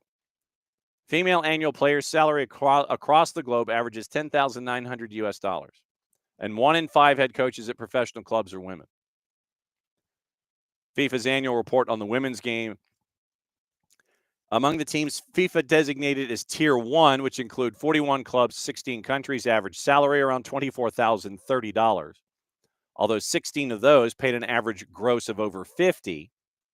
Highest of those salaries, approximately $120,000. Average gross salary at Tier 2 and Tier 3 clubs, $4,361 and $2,805, respectively. Tier 1 clubs also featured the longest player contracts, 1 to 3 years, salaries for the highest contracts of 2 to 3. Tier 3 teams, most likely of the tiers to offer contracts under 3 months. FIFA report also highlighted attendances as an area of concern. Arsenal and Manchester United, the WSL record, 60,160 at the Emirates. Tier 1 teams averaged 1,713 fans. Tiers 2 and 3, 480 and 380. 480, 380. Arsenal, among the top quarter of the clubs, played some matches at a stadium other than their regular ground, playing 5 home league matches at the Emirates and the rest at Meadow Park, a seating capacity of 1,700, total capacity of 4,500. Women underrepresented in coaching roles. 22% of head coaches across all tiers being female, more gender equity among officials. 42% of the refs being female, 57% in Tier 1 to 25 and 2 and 3. FIFA President Gianni Infantino said the report helps clubs, leagues, and stakeholders gain a better understanding of the factors that drive success. Quote, the strides made in recent years have been remarkable, but there is still more work to be done to unlock its full potential. Today, I feel potential. That's what I'm thinking anyway. I'm sure that's what was. I'm sure that was what was going through his mind. Chelsea, once again, we talk about stupidity down here. Online racist abuse with Wesley Fofana. Club came out in support of Fofana, and they are appalled by online racist abuse. Cole Palmer, by the way, speaking of Chelsea, is going to miss the international games because remember, he was dinged and didn't play this past weekend in the Premier League match. And so he's going to miss the international window as well.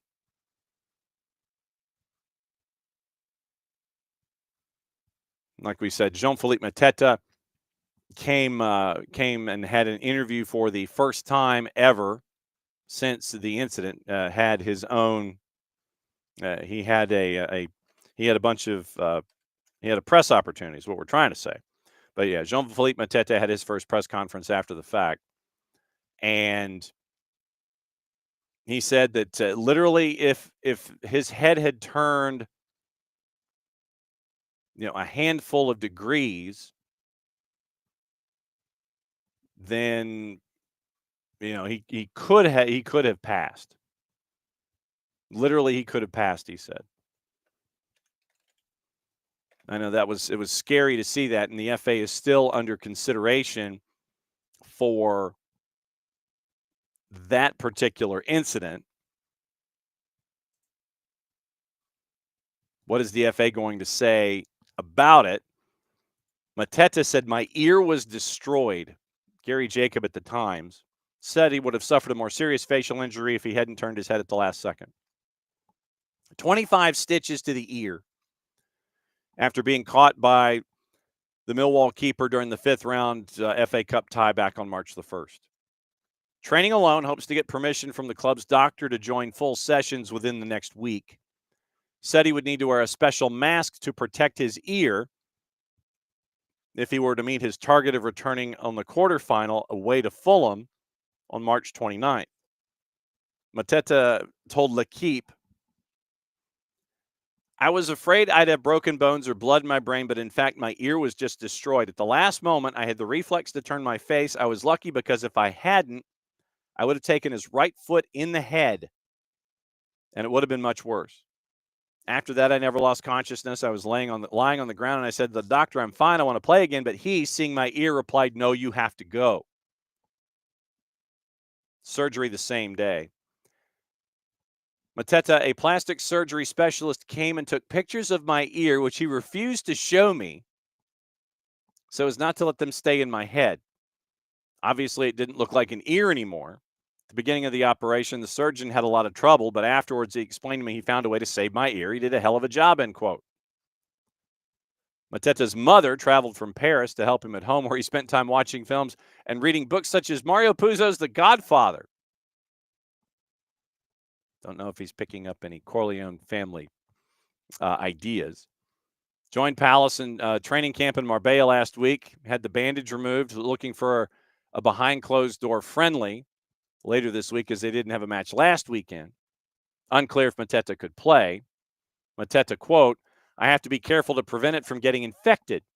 I have to wash it every time I sweat.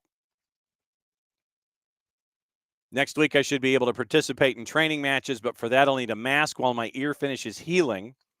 I've been sent several models. I'll have to choose between those that just cover the ear and others that cover the whole face.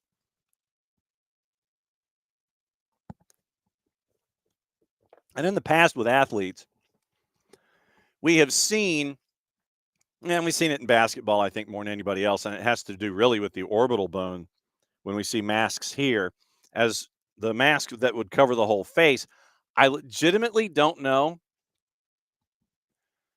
what the cover device would look like for just the ear. I don't know if it's, something that would be just kind of off to the side, or some kind of a wrap bandage that you have around your head and then it's anchored and then it covers your ear. I don't know. I have no earthly idea unless it's like I mean, the only thing I could think of is just something like the equivalent of a horse blinder was applied to where it protected the ear, but you could still have the ear function with air holes and such. I mean, I will be intrigued to see the licensed devices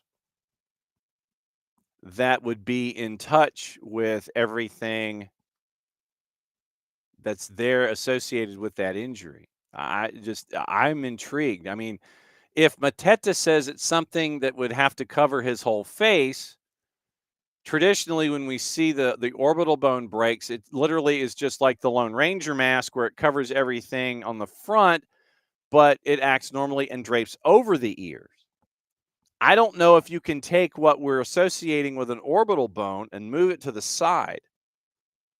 I'm intrigued, and I want to see what the device would be, frankly,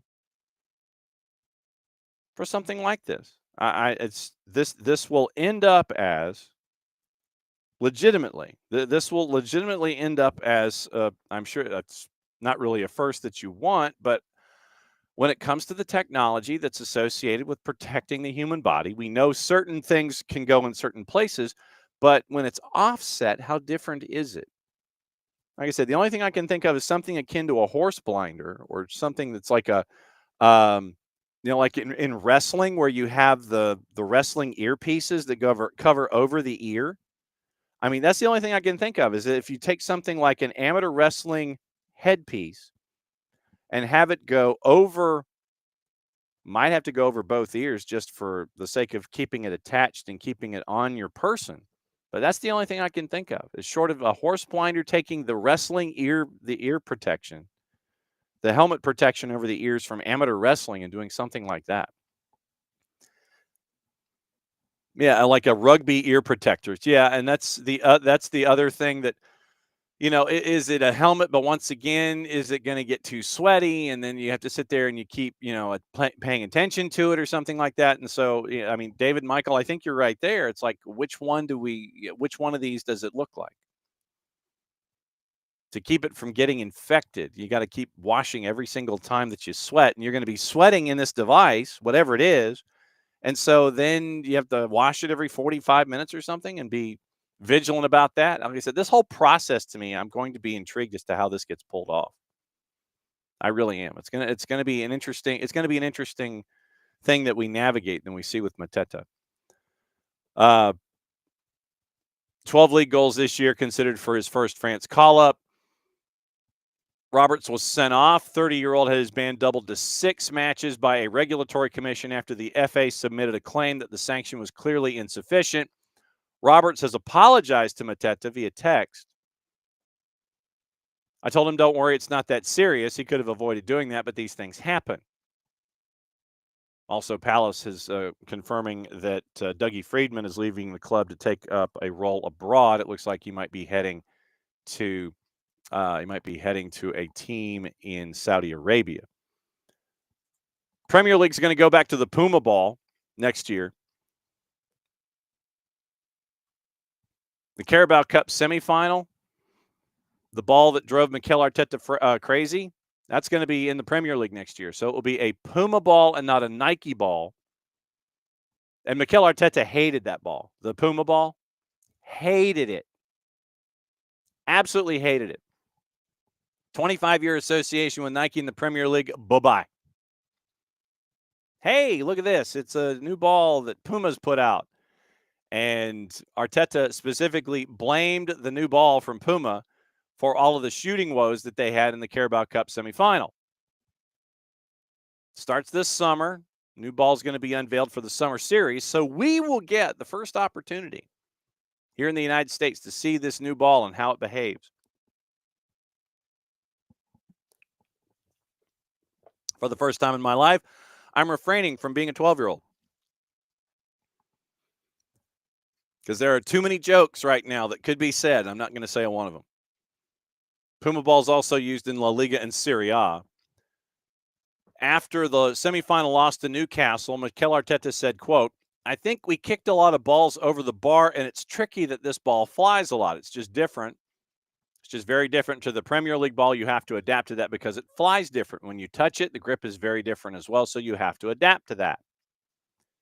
EFL said in response that the ball had undergone all the required FIFA tests and that there had been no other complaints. The deal with Puma is going to be for the next 6 years. How do you sit there and kvetch about how do you kvetch about a ball? And then you're like, yeah, this ain't working. And literally, so is this on Arteta or is this on Puma? I mean, obviously, in a situation like this, if you lose, you're going to sit there and just say something to try and deflect from the actions of your club. But so Mikel Arteta in the Carabao Cup semifinal crashes out to Newcastle as Alex gets his first trophy in a while. 1969, I think. And how do you not were you not given appropriate warm-up time with these new Puma balls in this semifinal? Like, you're out there on the pitch an hour before. Don't you notice, hey, man, things are a little different? Aren't things a little different? I would think things might be a little different, and then you notice that, and then you sit there and you would accommodate for it, but Arsenal didn't? Newcastle would go on to win, obviously, and then they would go ahead and flip it and continue to win, and they ended up winning a trophy. And Darren Neal's photo, by the way, tremendous. Everything that Darren and his family have been going through with health-wise, and no real updates. But the fact that Darren got to sleep with another trophy, very, very cool. But if you're losing and you blame the ball, and then the first thing that the league that you play for is bring that ball back into play, it's an odd duck here.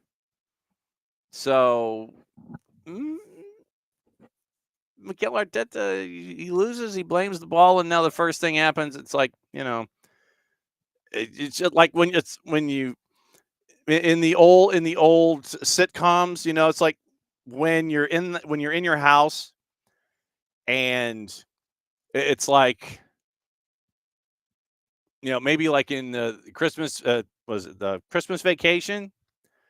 It's like when Randy Quaid comes to your house, if you were Chevy Chase and Randy Quaid comes by, and it's like you think you got rid of him, but then all of a sudden you hear a knock on the door and he's back. He just had to go out to his RV to get something. Just when you thought you were through with Randy Quaid and your Chevy Chase, and all of a sudden Randy Quaid didn't leave. Is that like the Puma soccer ball to Mikel Arteta? Man, I'm glad that we're done with that thing. Knock on your door. Mr. Arteta, sir. You open the door and then there's a Puma ball that's on your welcome mat in front of your house, and you're like, bah. As we go inside, we go inside the we go inside the Arteta household here, and you hear that. It's literally that's what you get in this situation. You get Mikel Arteta and he sees the Puma ball, and you're like, yeah, that. So that's my guess as to how things were for Mikel Arteta when he found out that the Puma ball that he had to play with and lost with, is now going to be there in the next 6 years.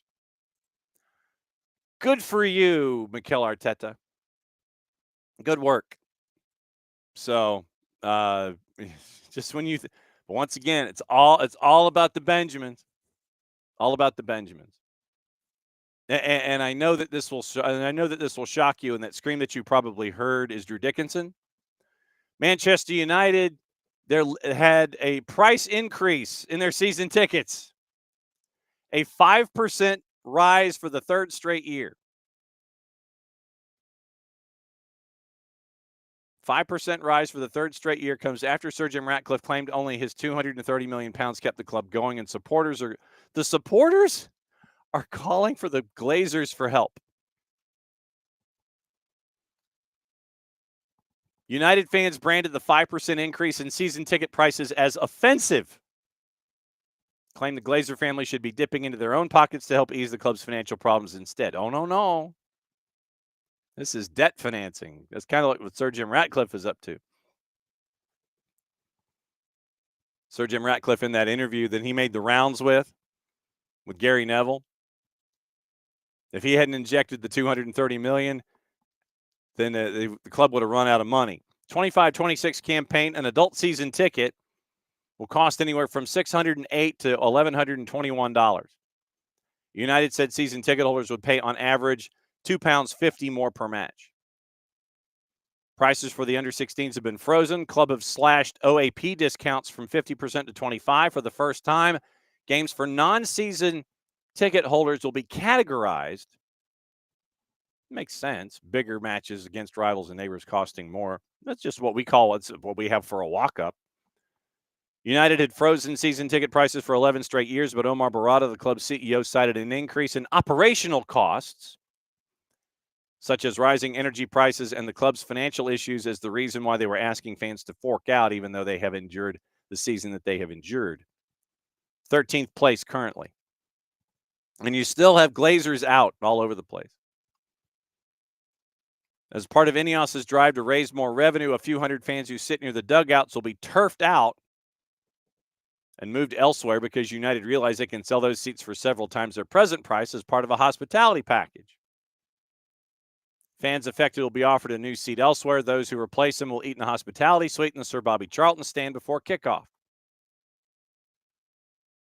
Lowest price for the new adult season ticket outside of designated families for Arsenal, £1,073. Lowest prices right now, West Ham at $345.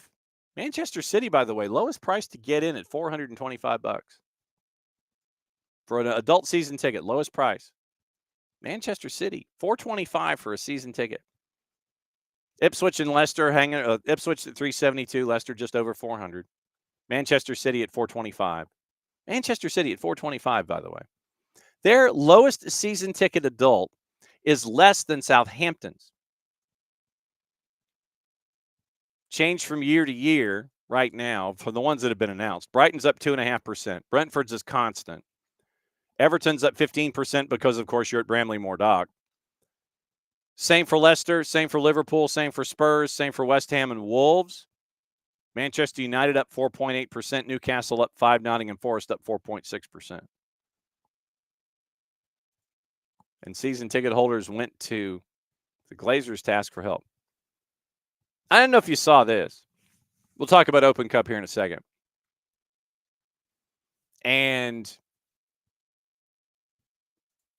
with what we're seeing here, I don't know. There are times where you might need a little quality control, just a little.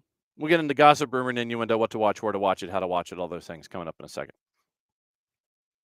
A Bulgarian club apologized after a minute's silence for an ex-player who is still alive. Bulgarian side Arda Karjali paid tribute to Petko Ganchev, which came as a shock to the 78-year-old when he arrived home to watch the game on television. A top Bulgarian football team has apologized for holding a minute's silence for him. Arda Karjali, who are fifth in the Bulgarian league, paid tribute to him before the kickoff against Levski Sofia. Before the game had even ended, the club put out an embarrassing message confirming that Ganchev was, in fact, still alive. 2 sentences. They apologized. Ganchev told television station BTV he poured himself a glass of schnapps when he heard about the mishap. He said, quote, "I never miss watching Arda's matches on television. This time I was about 10 minutes late for the game against Levski because I had some work to do as I was driving home. My phone started ringing a lot, but I was driving and didn't dare answer. I entered the garden. My wife greeted me in tears. She said, Petko, they've announced on TV that you've passed away. I couldn't understand what she was saying or what had happened." Arda got a point against Levski, second in the table because of an 82nd minute goal by Stanislav Ivanov. Happened back in 2009. Happened back in 1993. So it's not the first time it's happened, but it's the most recent time that it's happened. Petko Ganchev in Bulgaria, still alive. All right. Time to get some juice boxes in because it is the return of the Open Cup tonight. And like I said, what we will do is we will monitor the Open Cup. We're going to keep an eye on the Open Cup. And we will, if there are any cup sets, we will try and track down those folks over the next couple days. And we will lay it all out for you when it comes to Open Cup. This is the pros versus amateurs. So it's pros versus Joes.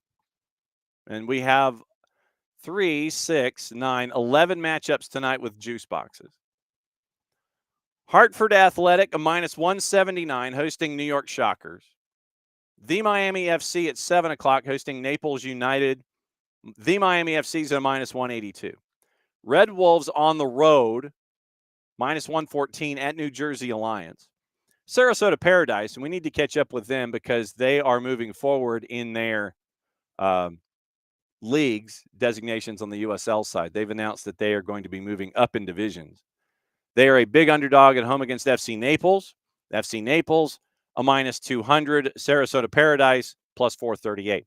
One of the more intriguing matchups of the night, Asheville City, Greenville Triumph. Greenville's a +106. Asheville City is a +190. 190-minute draws a +256. I like the draw in that one because I think it's going to take a while. FC Motown hosting Westchester Flames at a +208. I don't know what the FC Motown roster is going to look like. Westchester's a +104. Westchester United, 3 words. Another team that does really well in the NPSL ranks, taking on Loudoun United. Loudoun favored at a -111. Texoma FC plays their first ever organizational match at a -135 at home, hosting Foro SC at a +280. We might check in with Texoma tomorrow. That might not be a bad idea.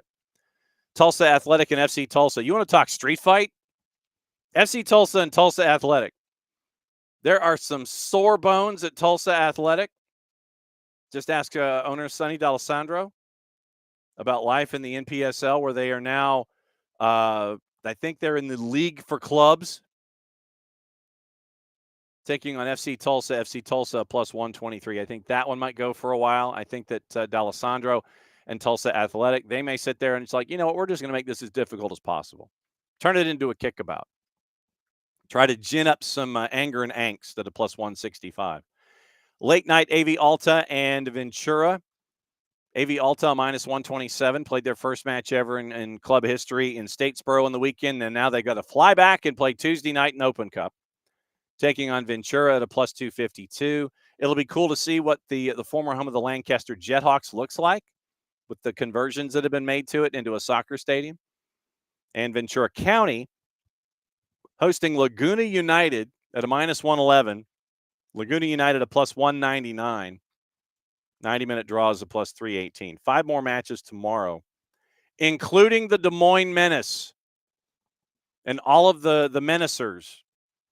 BWP, Dax McCarty, Justin Miram, Ozzy Alonso, Mikey Ambrose, all of them getting to travel to take on Sporting Kansas City 2, and they're a +204. Des Moines Menace are a +204 tomorrow night against Sporting Kansas City 2. Columbus Crew 2, New York Renegades, Chattanooga FC, Corpus Christi FC, App FC taking on One Knox, Inter Miami 2, Messi and Friends 2 taking on Miami United in another intriguing matchup, probably at the Erector set. And right now that one's at a -139. But obviously tomorrow we'll go over all the juice boxes in that one too.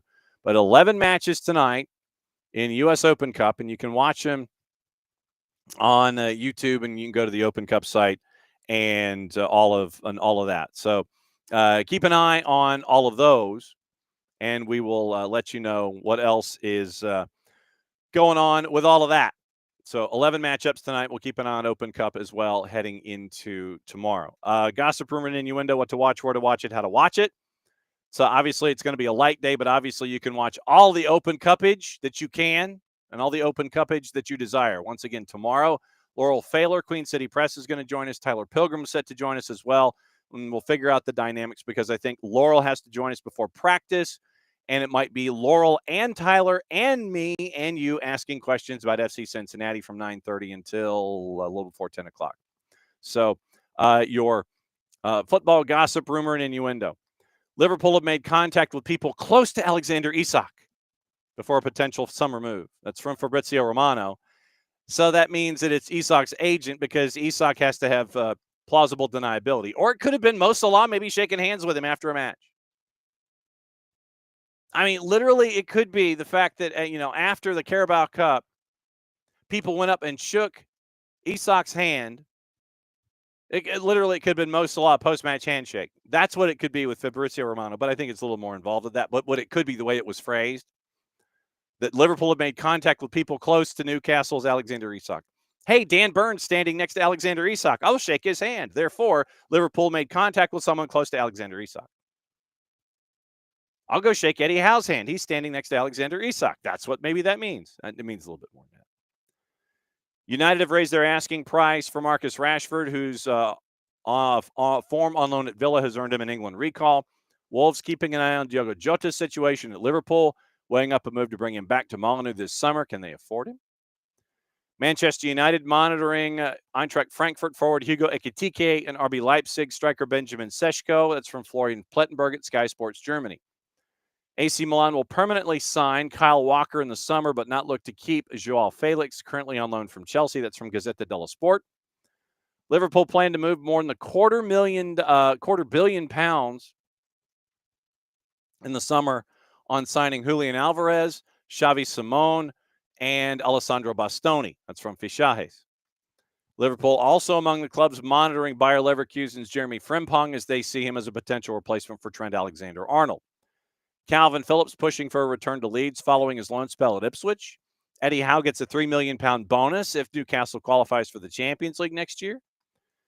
Real Madrid and Barca set to miss out on 18-year-old Malaga forward Antonio Cordero, with Newcastle now the number one favorite to sign him, the U19 international.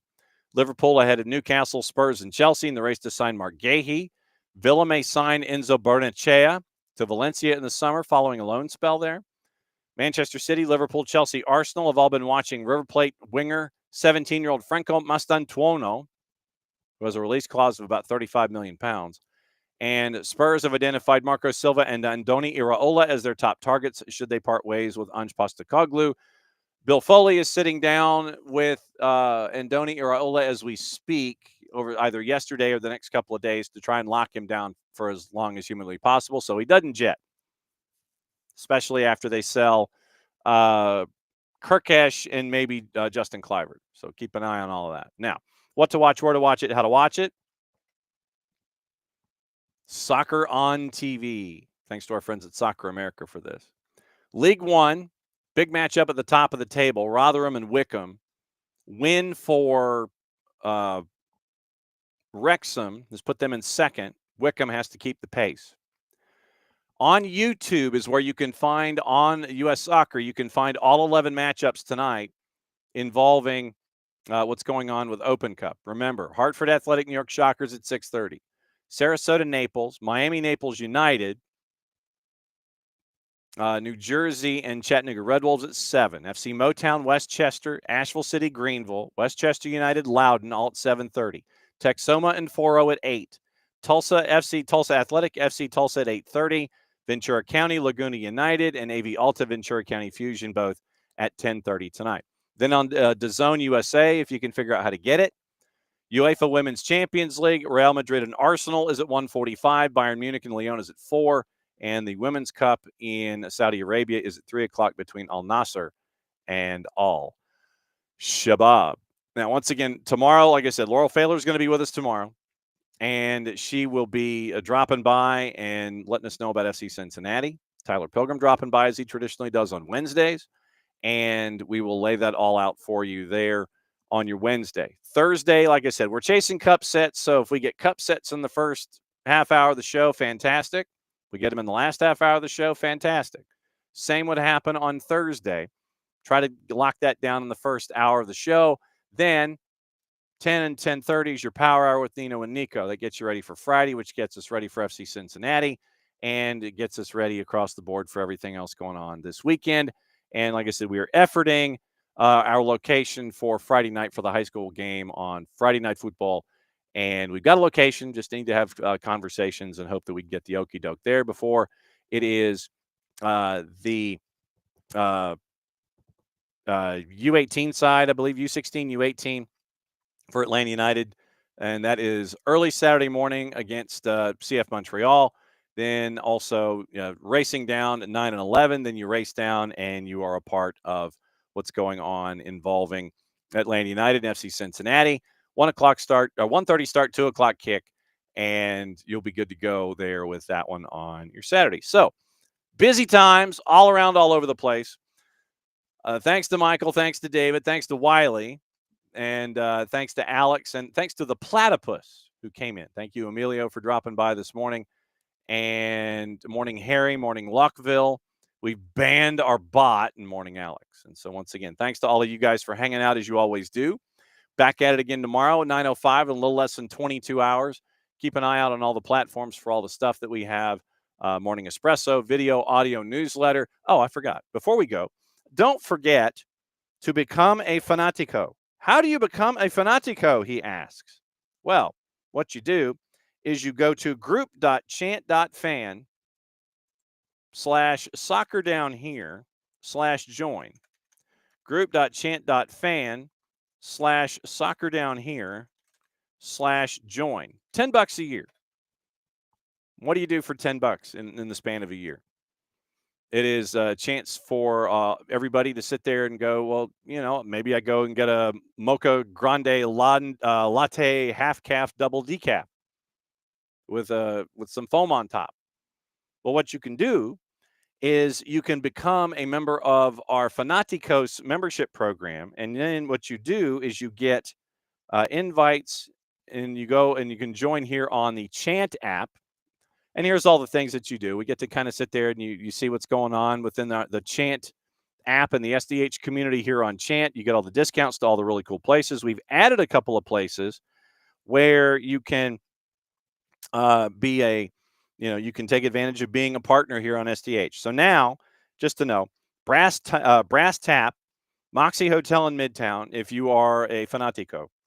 South Main in Watkinsville, Schoolhouse in Marietta, Atlanta Hard Cider Marietta, Elixir Brewing in both Beaufort and Monroe, Round Trip in Marietta, Social Fox in Norcross, Keys to Flavor Catering in Sugar Hill, Fado's Midtown, O'Sullivan's, Lloyd's Soccer has a 20% off select Atlanta United gear, Finished Goods in Winder, Slow Pour in Lawrenceville, Outrun in Stone Mountain, Tires Plus in Alpharetta, Dad's Garage in Atlanta, Chateau Arenal. That's my favorite one. Battle and Brew, Sandy Springs in the Battery, Wild Leap on Ted Turner Drive.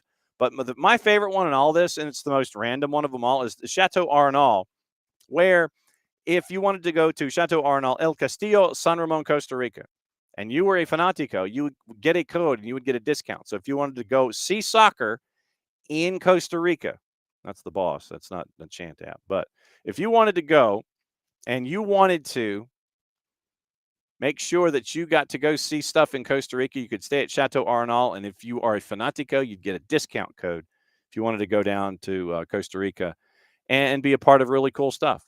So once again, $10 a year, you become a Fanatico, and you get to have conversations kind of like we do on the Discord, but you have it over in Fanaticos. You get all kinds of discounts, and you get to continue to help us with our Soccer for Good campaign here in 2025. So group.chant.fan/soccerdownhere/join, and you get to be a Fanatico here on SDH. Once again, tomorrow, Laurel Failer, Queen City Press, Tyler Pilgrim, Scarves, and Spikes. We'll talk about Atlanta, talk about Cincinnati, talk about all the points, talk about Open Cup, talk about all the things. Trust me, we'll talk about all the things. And once again, so thanks for being a part of everything, as you guys always are here on the network. Back at it in a little less than 22. And since it's the end of the show, mucho platiel, play it safe. That means I get to do this. Thanks for hanging out. We'll do it again tomorrow morning.